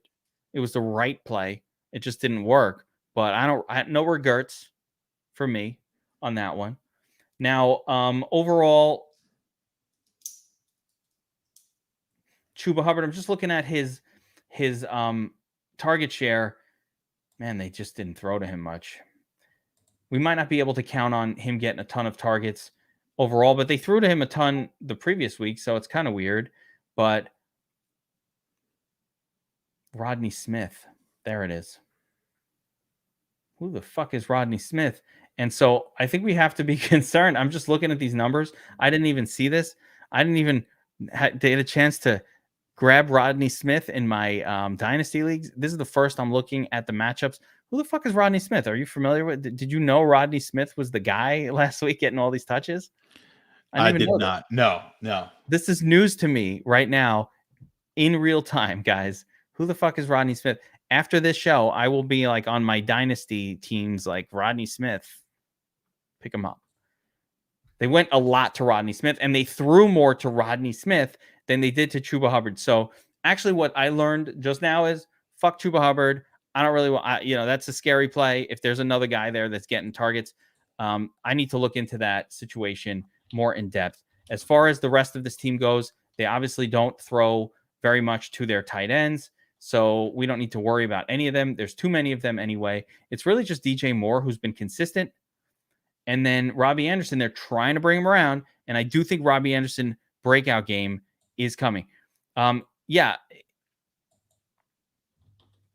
Christian McCaffrey practicing, so it could be irrelevant. But the Rodney Smith thing was interesting. That's what burned Chuba last week, because I had a bunch of Chuba, and I'm like, what happened to him? Why didn't he get more touches? It was a good matchup, but Rodney Smith. Okay, that's what happened. Eagle side, you cannot trust Miles Sanders. No. That's it. It's time, guys. It's time. Carolina's good against the run, and Philly is just, against the running backs, especially, and then Philly is just not used the right. So that's it. If you look at the targets to the wide receivers, it's really just like, and this is why I said Goddard being more expensive than Ertz is a little weird. Like Goddard on the season, 11% targets, Ertz is 14%. Even last week, it was 11-14. Goddard caught the touchdowns, so it kept his price up. But it's been Ertz who's been the better fucking guy for DFS purposes and getting more targets. So, and he's cheaper. So I want to play the cheaper guy. I'm going to play Ertz. And I'm going to play Hurts and Ertz together. I never mind Jalen Hurts. The guy has not scored below 20 fantasy points yet. He hasn't done it yet. What I don't like is the salary. So what's going on with Jalen Hurts here, this 8K FanDuel, even 7K DK, they've priced him up now to the point where he's fully priced. There's no bargain here. You're not getting a discount.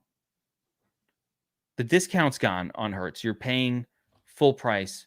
You're going to the fancy supermarket, the DeChicos. This ain't the ShopRite, guys. What's a fancy market by you in Florida? Like Kroger's? No, that's the normal one. Yeah, the regular one's like Publix. So like you're going Jalen Hurts is like you're at Whole Foods. There's no sale. Sprouts and Whole Foods, yeah. If you're over at the Publix, they don't, you're looking for bargain guys. You're looking for like Taylor Heineke last week, underpriced. You're not getting that. You talk about, listen, Hurts, he's facing bad defenses. So when you look at him if you look at his numbers against the defenses that he played, he's very neutral, right? So I'm not expecting a huge week here. Played Atlanta, San Francisco, we've seen, hasn't been very good. Dallas defense, not great. Kansas City, you're going to score points. This is not a spot I want to take him. Did you say the price has gone up? What's his price now? The price is 7K. Again, he's 8K on. So you don't need him. This is not the week for Hurts. No, it's hard to play him. But all right, here's a game that I do like a little bit. Titans, and I like both sides of this game. So both sides. This could have made the core 4. Did it make the core 4? No. This could have made the core 4. Jaguars at home, 4.5-point underdogs to the Tennessee Titans, 48.5-point game total. Now, John, what have we seen from the Titans? They're bad. Yep. This was the favorite to win the division. But they're not good. Their defense is very, very bad. Their offense hasn't looked great. Julio hurt all the time. A.J. Brown hurt all the time. I don't know if they're coming back this week. But they've been bad. And they've been bad. And the Jets beat them. The fucking Jets played well against them. So I think there's fantasy goodness to be had in this game. I think there's fantasy goodness to be had. 48-point total. Jacksonville Jaguars. Hate the face. Urban. The head coach. All embarrassed. Out there grinding on young hotties at the bar after a loss. Doesn't even fly home with the team. Basically does not give a fuck. Openly doesn't give a fuck about the team. Like, he might as well have come out and been like, that ain't my fault. Fuck this team. Like that, his press conference basically was throwing the players under the bus like, well, the team's got to fucking perform. It's not on me. John, have you ever seen a head coach doing this while still hired by the team? And the team owner, I feel bad for him. He's a nice man, like a kind person, and he's just being abused by Hate the Face. It's crazy. The players laughed him out of the room. Like, yeah, right. He's grinding on a hot chick. In fairness, she was grinding on him. Yeah, dude, let me tell you something. When a girl's doing that and your hand's on her ass, like kind of touching it, you're allowing it. Listen, I like him more after this than I did before. That's for sure. I was never a big Urban Meyer fan. So you like him more after he goes out to the bar after a loss. Absolutely. Sends the team home. I'm not coming on a plane. I'll meet you guys tomorrow. Well, what are you up to, Urban? I'm hanging out with my friends. I'm back home in Ohio. That's his bar. Isn't that like his bar restaurant? It might be his bar. Yeah. That's fine. But that's what he's busy with. If you're busy with your bar, I say this about football all the time. If you're busy with your bar, having a good time, if you're busy picking out outfits for your press conference, like Cam Newton does, if you're busy like Zach Ertz does, going to the beauty parlor, getting tips frosted, you know what you're not busy with? You're not busy with football. You're not busy with studying film. You're not busy with caring about who you played last week or getting better at football. That is my belief, and I will never change. By the way, I just won't change it. You shouldn't be out partying at your bar. after the game. You're supposed to fly back with your team when you're the coach and say, give him a fucking speech, say something, be a head coach, and get in the airplane, be in the airplane with your coaches. Like, dude, what are we going to do next week to get better? All right, don't go out and grind on fucking hot blondes at the bar. And by the way, when you're a married man and there's a hottie, I'm sorry, no, I'm going for it. You're not married.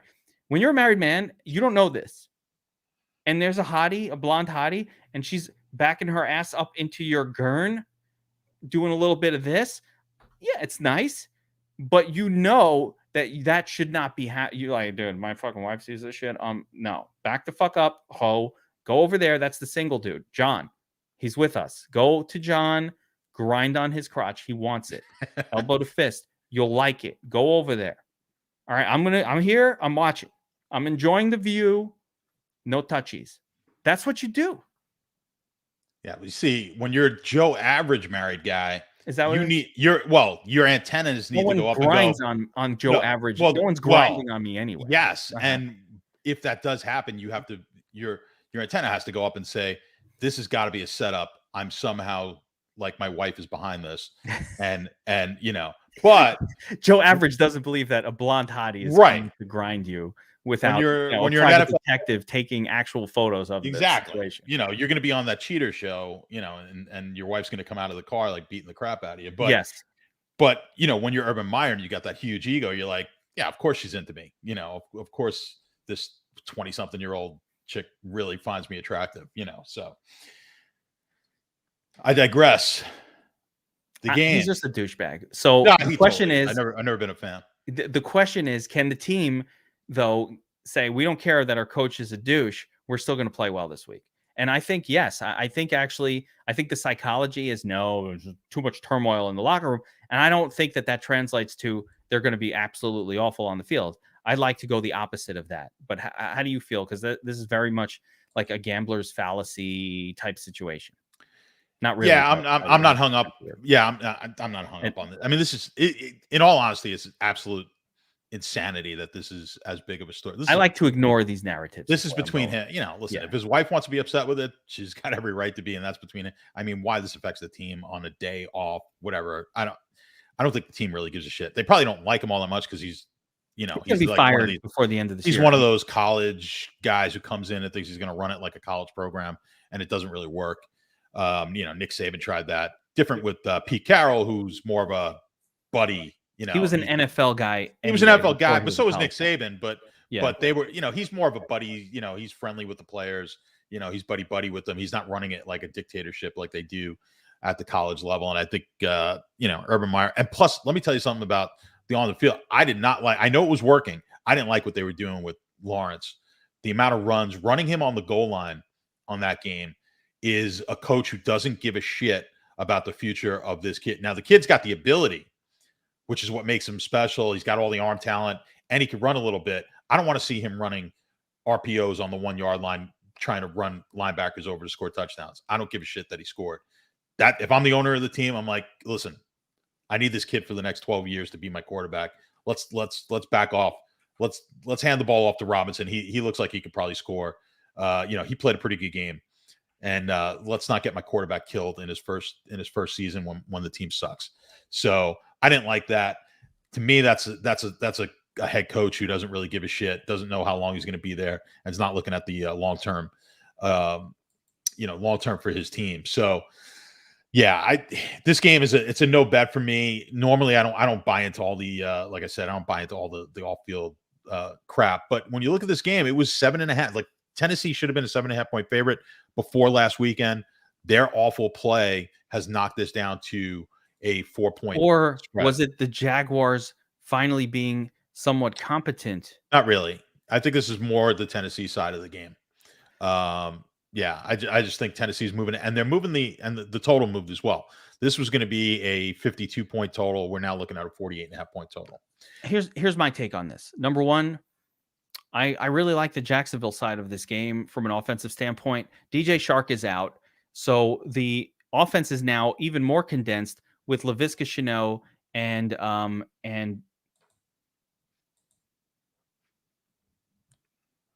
blanking on who their other wide receiver is. The better one. Who the fuck's the other wide receiver for Jackson? Marvin Jones. Yeah, Marvin Jones Jr. Yeah, Laviska Shenault and Marvin Jones Jr. Very, very, very targeted offense right now. James Robinson finally getting a lot of involvement. And we've seen the Titans are not good on defense. So the fact that they allowed Zach Wilson and the Jets to throw the football successfully, produce a monster score for Corey Davis, and a really good score for Jamison Crowder tells me that Shenault, who's basically the Jamison Crowder, and Marvin Jones Jr., who's basically the Corey Davis, are in a great setup for a good game. On the flip side of this one, I don't know what's going on with Julio and AJ Brown this week. I assume one of them will be back, maybe both. At least one of them probably make it back this week. But, the Titans are going to lean on Derrick Henry. Derrick Henry has absolutely destroyed Jacksonville throughout his career. Like, those are the 40-point games that Derrick Henry normally puts up. This game sets up potentially for a 40-pointer, a 2 to 3 touchdown affair. Again, we're not saying it's definitely going to happen. If you think it's going to happen, bet it on the betting line. You probably get plus 600 for 3 touchdowns. I bet it's plus 200 for 2 touchdowns. I would say the odds makers will put the odds of 2 touchdowns for Derrick Henry in this game at 1 in 3, which is very high for 2 touchdowns, like the highest you're almost ever going to see on any player ever, right? So in that case, you've got to find a way to get Derrick Henry in your lineups this week. And I don't mind the bring back with Laviska or Marvin Jones Jr. because they're very, very cheap. James Robinson, definitely in that mix as well. So I think that there is potential for fantasy goodness in this game where people are going to play Derrick Henry. I don't know that they're going to get on the Jaguars pass catchers. And I think the narrative of Urban Meyer and coaching, disarray is going to distract from the fact that shit like that almost never translates on game day to anything. And on game day, the players are coming in, they're going to want to play well. And Jacksonville has a very fast pace of play. I really like this game. Let's see what the pace is. Tennessee is the fastest team. I don't know. Those numbers are crazy. 107 snaps per game. It's almost not believable. And Jacksonville is up there as well, ranked middle of the pack in pace of play. Tennessee, according to our numbers, is the fastest team or the team the most snaps in the league, which is wild. But hey, it is what it is. So fast-paced game. Look for both teams to produce a ton on offense. I really like this one for mini stacks. I don't like either of the quarterbacks, which is why it's not a focal game. Like, I don't think I'm going to play Trevor Lawrence. But you know what? In big GPPs, John, are you doing it in your MMA this week? Do you play Trevor T-Law? Yeah, I think you can. I think you can take a couple of shots here. It's not going to be a heavy play. But I really don't disagree with much of anything that you said there. I can't see if you're giving me 2-1 on Henry scoring 2 touchdowns, I'm taking it.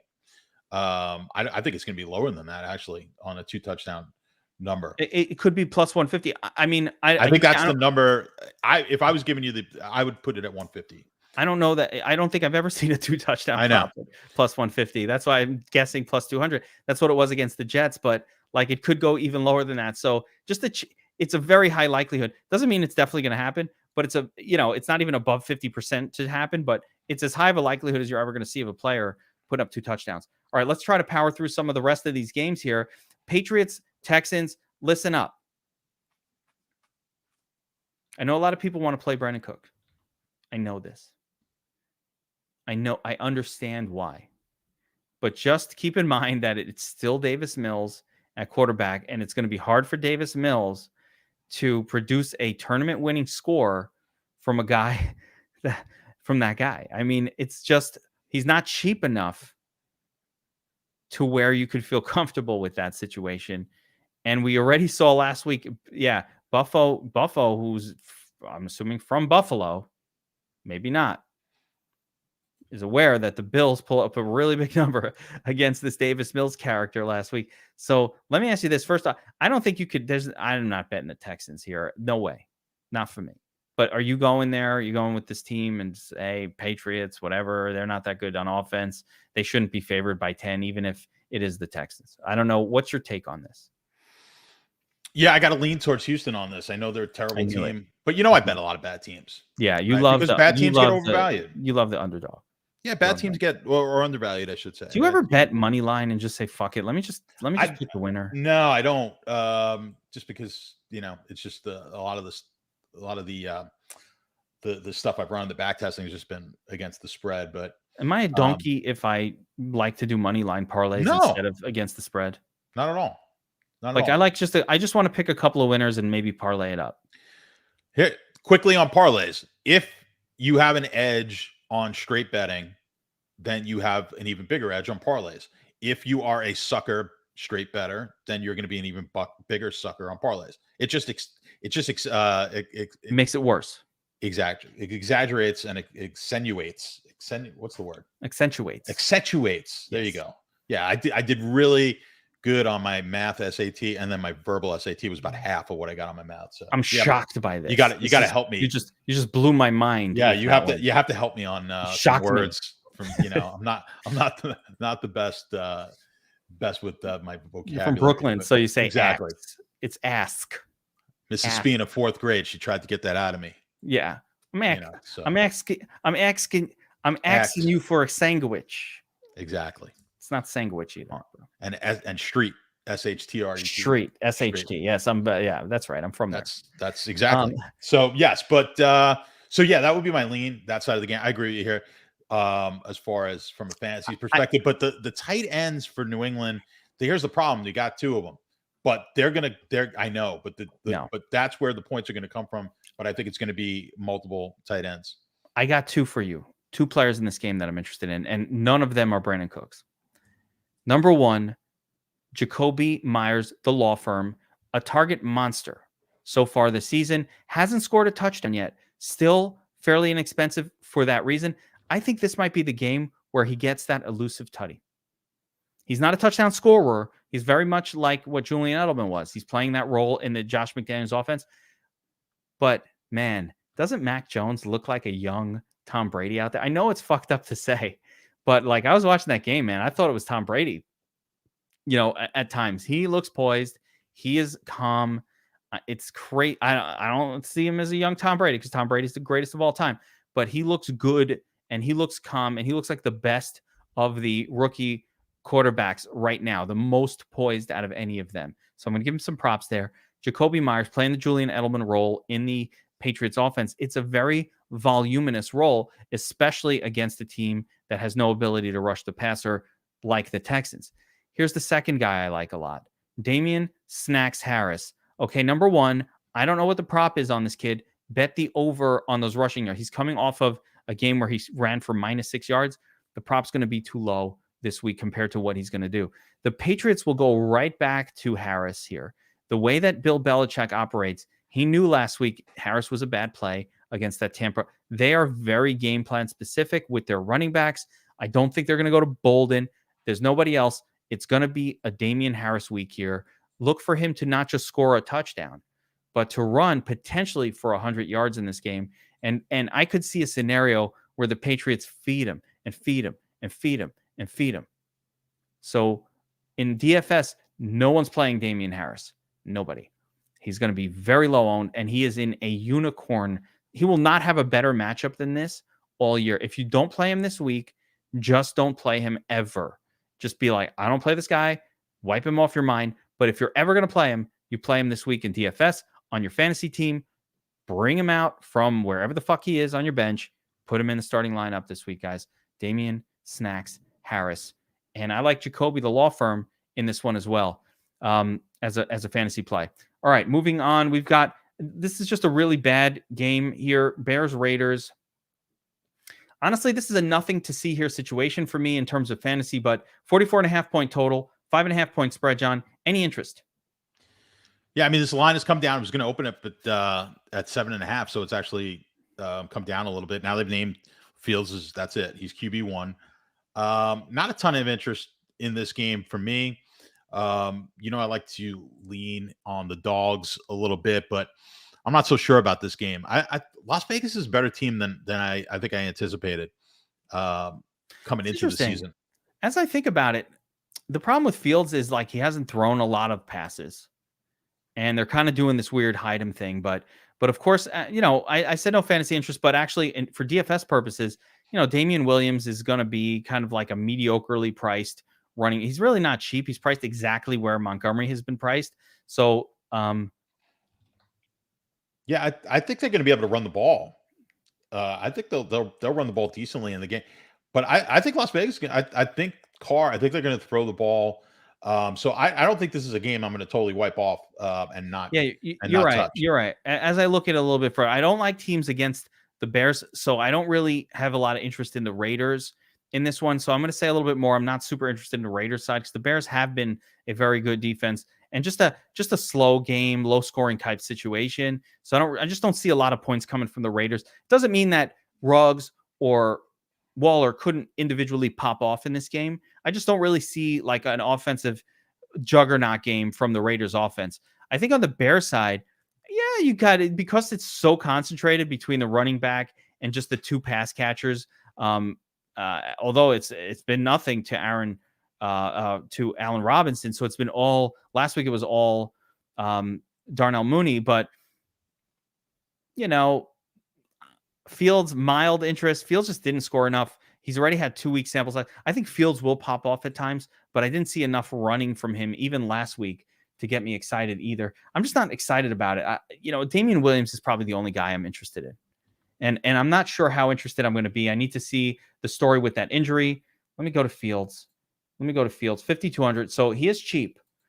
But I mean, he played a full game against Detroit and only scored, he only scored 8 This is not good. I think the games will be there. The 20 pointers will be there for him. But I mean, why is he only throwing 17 passes? They leaned on the run. They didn't need to throw. I get it. They probably need to throw more in this game. We might get a little bit more out of Fields. He's not going to be an 8-point quarterback. As a matter of fact, 8-point is going to be an anomaly. That will not be the norm for this guy. But the question is, can he get us to 25? Will he get us to 25? And will he do it this week, John? It will not happen this week. I need 25. I need 25. I'm probably just a little bit higher on the other on Vegas being able to throw the ball than you are in this game. So I wouldn't totally rule out their wide receiver. I'm a little higher on Carr than I have been in the past. Carr's one of those guys who just gets, I don't know why, maybe because it's the Raiders, quarterback for the Raiders, and they're kind of a big national team. But man, he's not as bad as I think people make him out to be. And they came out in that second half last week and played fairly well. They did. In a game that they could have rolled over. He's been bad for a long time. He's been average. He's been average for a very long time. It's not like this is not a new commodity. It's a guy who's been around for a while. I mean, he must be in his 9th season. Like, he's got to be 8 years into the league, 9 years. Like, this guy has been around. So and maybe I'm wrong. Maybe it's 7, or 6. I feel like he's been around for a very long time, and it is what it is. Like, at some point, you got to accept that he's been playing great. He's been one of the best fantasy scorers this year. But again, it's the Bears now, and the Bears are a good defense. They're not a defense to be trifled with in terms of allowing a lot of fantasy points. They could lose the game, but it's not a defense you want to trifle with too much. And the wide receivers for the Raiders are very sketch. They're not volume guys. So, when you look at the wide receivers for the Raiders, it's like, what are you going to trust Bryan Edwards? You're going to trust Ruggs? Ruggs is going to be thrown to like 5 or 6 times. It only takes 1 or 2 of those to connect for him to put up a monster score, but it's really a tournament only like crazy play. And I don't expect it this week. I would say, yeah, it's certainly possible. It's possible every week, but there's no elevated chance of that happening this week versus another. So it just doesn't jump off the board as a good play for me in DFS purposes outside of just a straight ownership leverage play. Man, Fields, though. I'm starting him in some leagues still because I got some 2 QB leagues where I have Fields, and I got to play him. The only league I have him in, I got Brady, so it's no chance Fields is getting in. No, I got to play only in my Superflex Dynasty, where he's all I got. In Superflex Dynasty, there's no you got to give away like first round to get Taylor Heineke. I mean, you can't get anybody. All right, Cleveland Browns, LA Chargers, 47-point total, 2-point spread. These are 2 good defensive teams, John. I don't know about this one from a DFS perspective. 2 really, really good defenses. Does anything stand out from a betting angles? 47-point total, 2-point spread. Yeah, I think this is one where I'm anticipating the Chargers getting some money here from the public. We haven't looked at it in depth yet, and we have the Sharp report over at the Sharp app. Anthony puts that together, and we usually get some really valuable information there that I like to look at because it lets us know, is sharp money coming into the sports book on this side? Where's the square money coming in? And what side does the book need, right? So it's always nice to be on the same side as the sports book and where their liability is. So we'll see as the week moves on what information Anthony gets and posts on that report. But I'm anticipating Chargers, and Cleveland's really been a public type of a team. I think last week's going to leave a little bit of I know they won, leave a little bad taste in their mouth. The Chargers played that on Monday night. That always kind of gets people, that they're fresh on people's mind after playing Monday night, and they look pretty good in that game. And that defense looked good, I thought. It is a good defense. I think that the defense is legitimately. Look what they did with Dallas, right? So let's take a look at the the power rankings are unbiased, and they tell you everything you need to know. And I mean, look at this. So what are the power rankings telling us? They're telling us, number one, Cleveland running game, probably in a good spot. Chargers haven't been that great against the run. It's saying the Chargers running game, maybe not in such a good spot, only 58-yard projection. We saw Austin Eckler looking really good this past weekend. Doesn't matter. That's calculated in there. Passing-wise, don't expect a whole lot out of the Browns here. 134 yards. Disaster. Don't play Odell unless it's like you're getting silly for the millie. Like, that is not a good play. And on the Charger side, we're not looking at such a great game from them either. So across the board, yardage down, 276 total yards for the Chargers. That's disgusting. Cleveland, a lot of running game potential, not a lot of passing potential, not a whole lot of fantasy goodness to be had. Somebody's asking about Chubb. Dude, I don't know how many times I got to say it. I never play Chubb. It's that simple. I never play Chubb. And you might be like, well, there were 2 games last year where he scored 28 fantasy points. I don't care.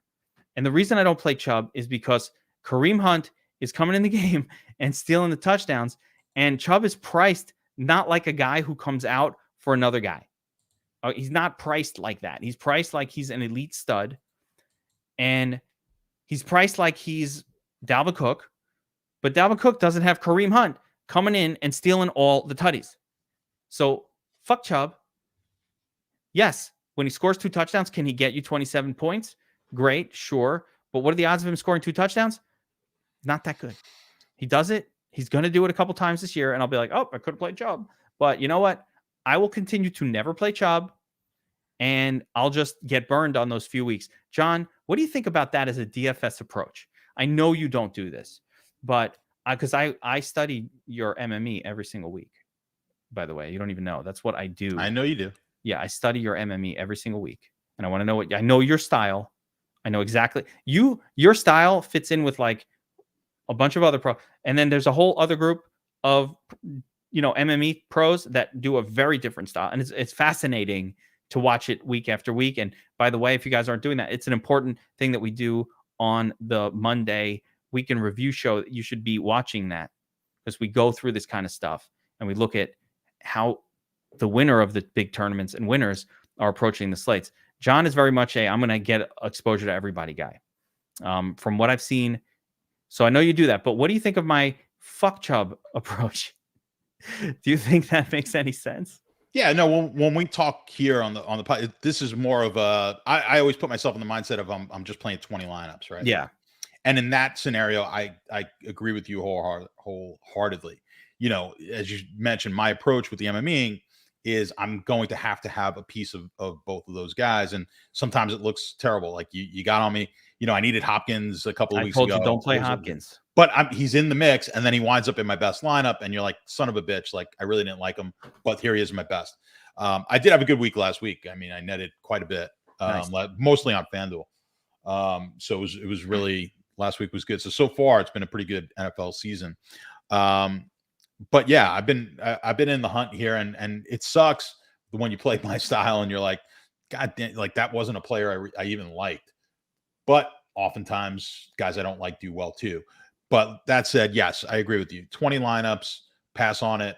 But I do, that what happens every week is Cleveland triggers a really nice number for me for the running backs. And you're It's like, right here shit. on the screen. I mean, it's Yeah, you're showing like, I on the want to screen. pay. You're like, I want to play Chubb. But I watched a lot of that game, and it's Hunt inside the 5-yard line, and you're like, why? I honestly don't even know why. I don't know. I would use Chubb there, but they're using Hunt. And when you couple that with the fact that he's getting targets, he's the better option, and you're getting him for cheap. Or He's at not least cheap, but he's cheaper. Yeah. I still think Hunt is too expensive. Yeah, he probably is. Yeah. But you're getting him for $900 less than Chubb on DraftKings. So, and with if you're projecting him, how far you might even have Hunt projected for more, who knows? So it's obvious that the play is more Hunt than Chubb here. This is gross. I hate it. And you can't play the passing game for Cleveland at all. So for me, fuck Cleveland. Don't play anybody from that team. And on the Chargers, realistically, don't play anyone from the Chargers either. This game is a complete and utter pass. I believe that is it, John. 2-hour episode. Love it. So, guys, thanks for sticking with us for this whole thing. That is the main slate. I'm going to give you a couple of notes of interest. I will be back tomorrow night with the wise guy, the original wise guy himself, Anthony Gargano, who has been spitting fire on the Wise Guy show over on the Sharp app, actually giving out picks, bets for your NFL Sunday weekend. He's already hit like a plus 4,000 like a plus 4,000 long shot. He hit a plus 2,400 the week before. This guy is crushing it. The DS is what we refer to as the Domination Station Optimizer. That is the optimizer we use over at DFS Army. So to clarify, as we forget sometimes that not everybody is familiar with our little slangs here, the Domination Station Optimizer, that's the DFS Army tool for optimization. As far as that, so if you want to check me out on the Wise Guy show with Anthony Gargano, make sure you download the Sharp app. Get that. It's free. You can see the show. You can compare odds. You got props. We have an incredible player props tool that we're building in to the Sharp app. Partially this week, a little more of it next week. That is going to be amazing. A prop finder tool. You just type in the name. You'll see every prop for that player in existence. A super, super useful tool. So make sure you get the app now, and you'll have that tool when it hits. Of course, as well, I will be back. This is John. John, of course, will be on the Sharp app every day, giving out his bet of the day. It's been smashing. So again, free bet of the day from John when you go to Sharp app. So definitely go download it and leave a nice review. Do me a solid. Leave a nice review when you check it out if you like it. If you don't like it, don't leave any review, because I don't want to see your mean reviews. That's just harsh and mean, and it's just hurtful. So please don't do that. And then as well, make sure to check out our show sponsor, Owner's Box Fantasy, Weekly Fantasy Sports. Listen, it's a great game. I play it every week. It's basically very, very similar to FanDuel DraftKings. There are no sharks in the room. It's much, much easier to win against softer competition. Sorry, I'm in there, so you got to beat me, motherfuckers. But beyond that, there aren't too many sharks in there. And you could play a Superflex style. So I love playing Superflex Fantasy, and the fact that it exists over on Owner's Box is awesome. And they're giving you $10 free to play with this week. You might as well go do it. Just take the $10 free. You don't have to put a credit card. You just go on, log in, Drew9 promo code. Use our link in the description for this show, and you're going to get to play a $10 contest for free. It's free. $10 is a lot more than a lot of people play on DFS every weekend. So if they're going to give you free, and they've been giving a free ticket every week after that, like after I sign up every single week, they send me an email for another free $10 entry to that contest. So I've been able to play all season without a deposit. What are you waiting? It's free. I'm not asking you to pay any money. It's fucking free. John, it's free. If it's for free, it's for me. I don't understand. Go fucking play over there. It's free. That's it, man. Anyway, I mean, all right. You don't want to? Don't do me favors. I don't give a fuck. But it's free. I like free shit. I always want to play there. So that'll do it for this one, guys. The game plan. We'll be back next week, as always, breaking down all the games of the slate. Thank you for joining us. Like and subscribe to the channel, all that good stuff. We will see you next time. John, thanks again for being here. You are the man. I can't wait to see your bet of the day. I will be placing that bet because of the way it's been smashing. So I'll check that out in the Sharp app, and I will see you guys next time on the game plan.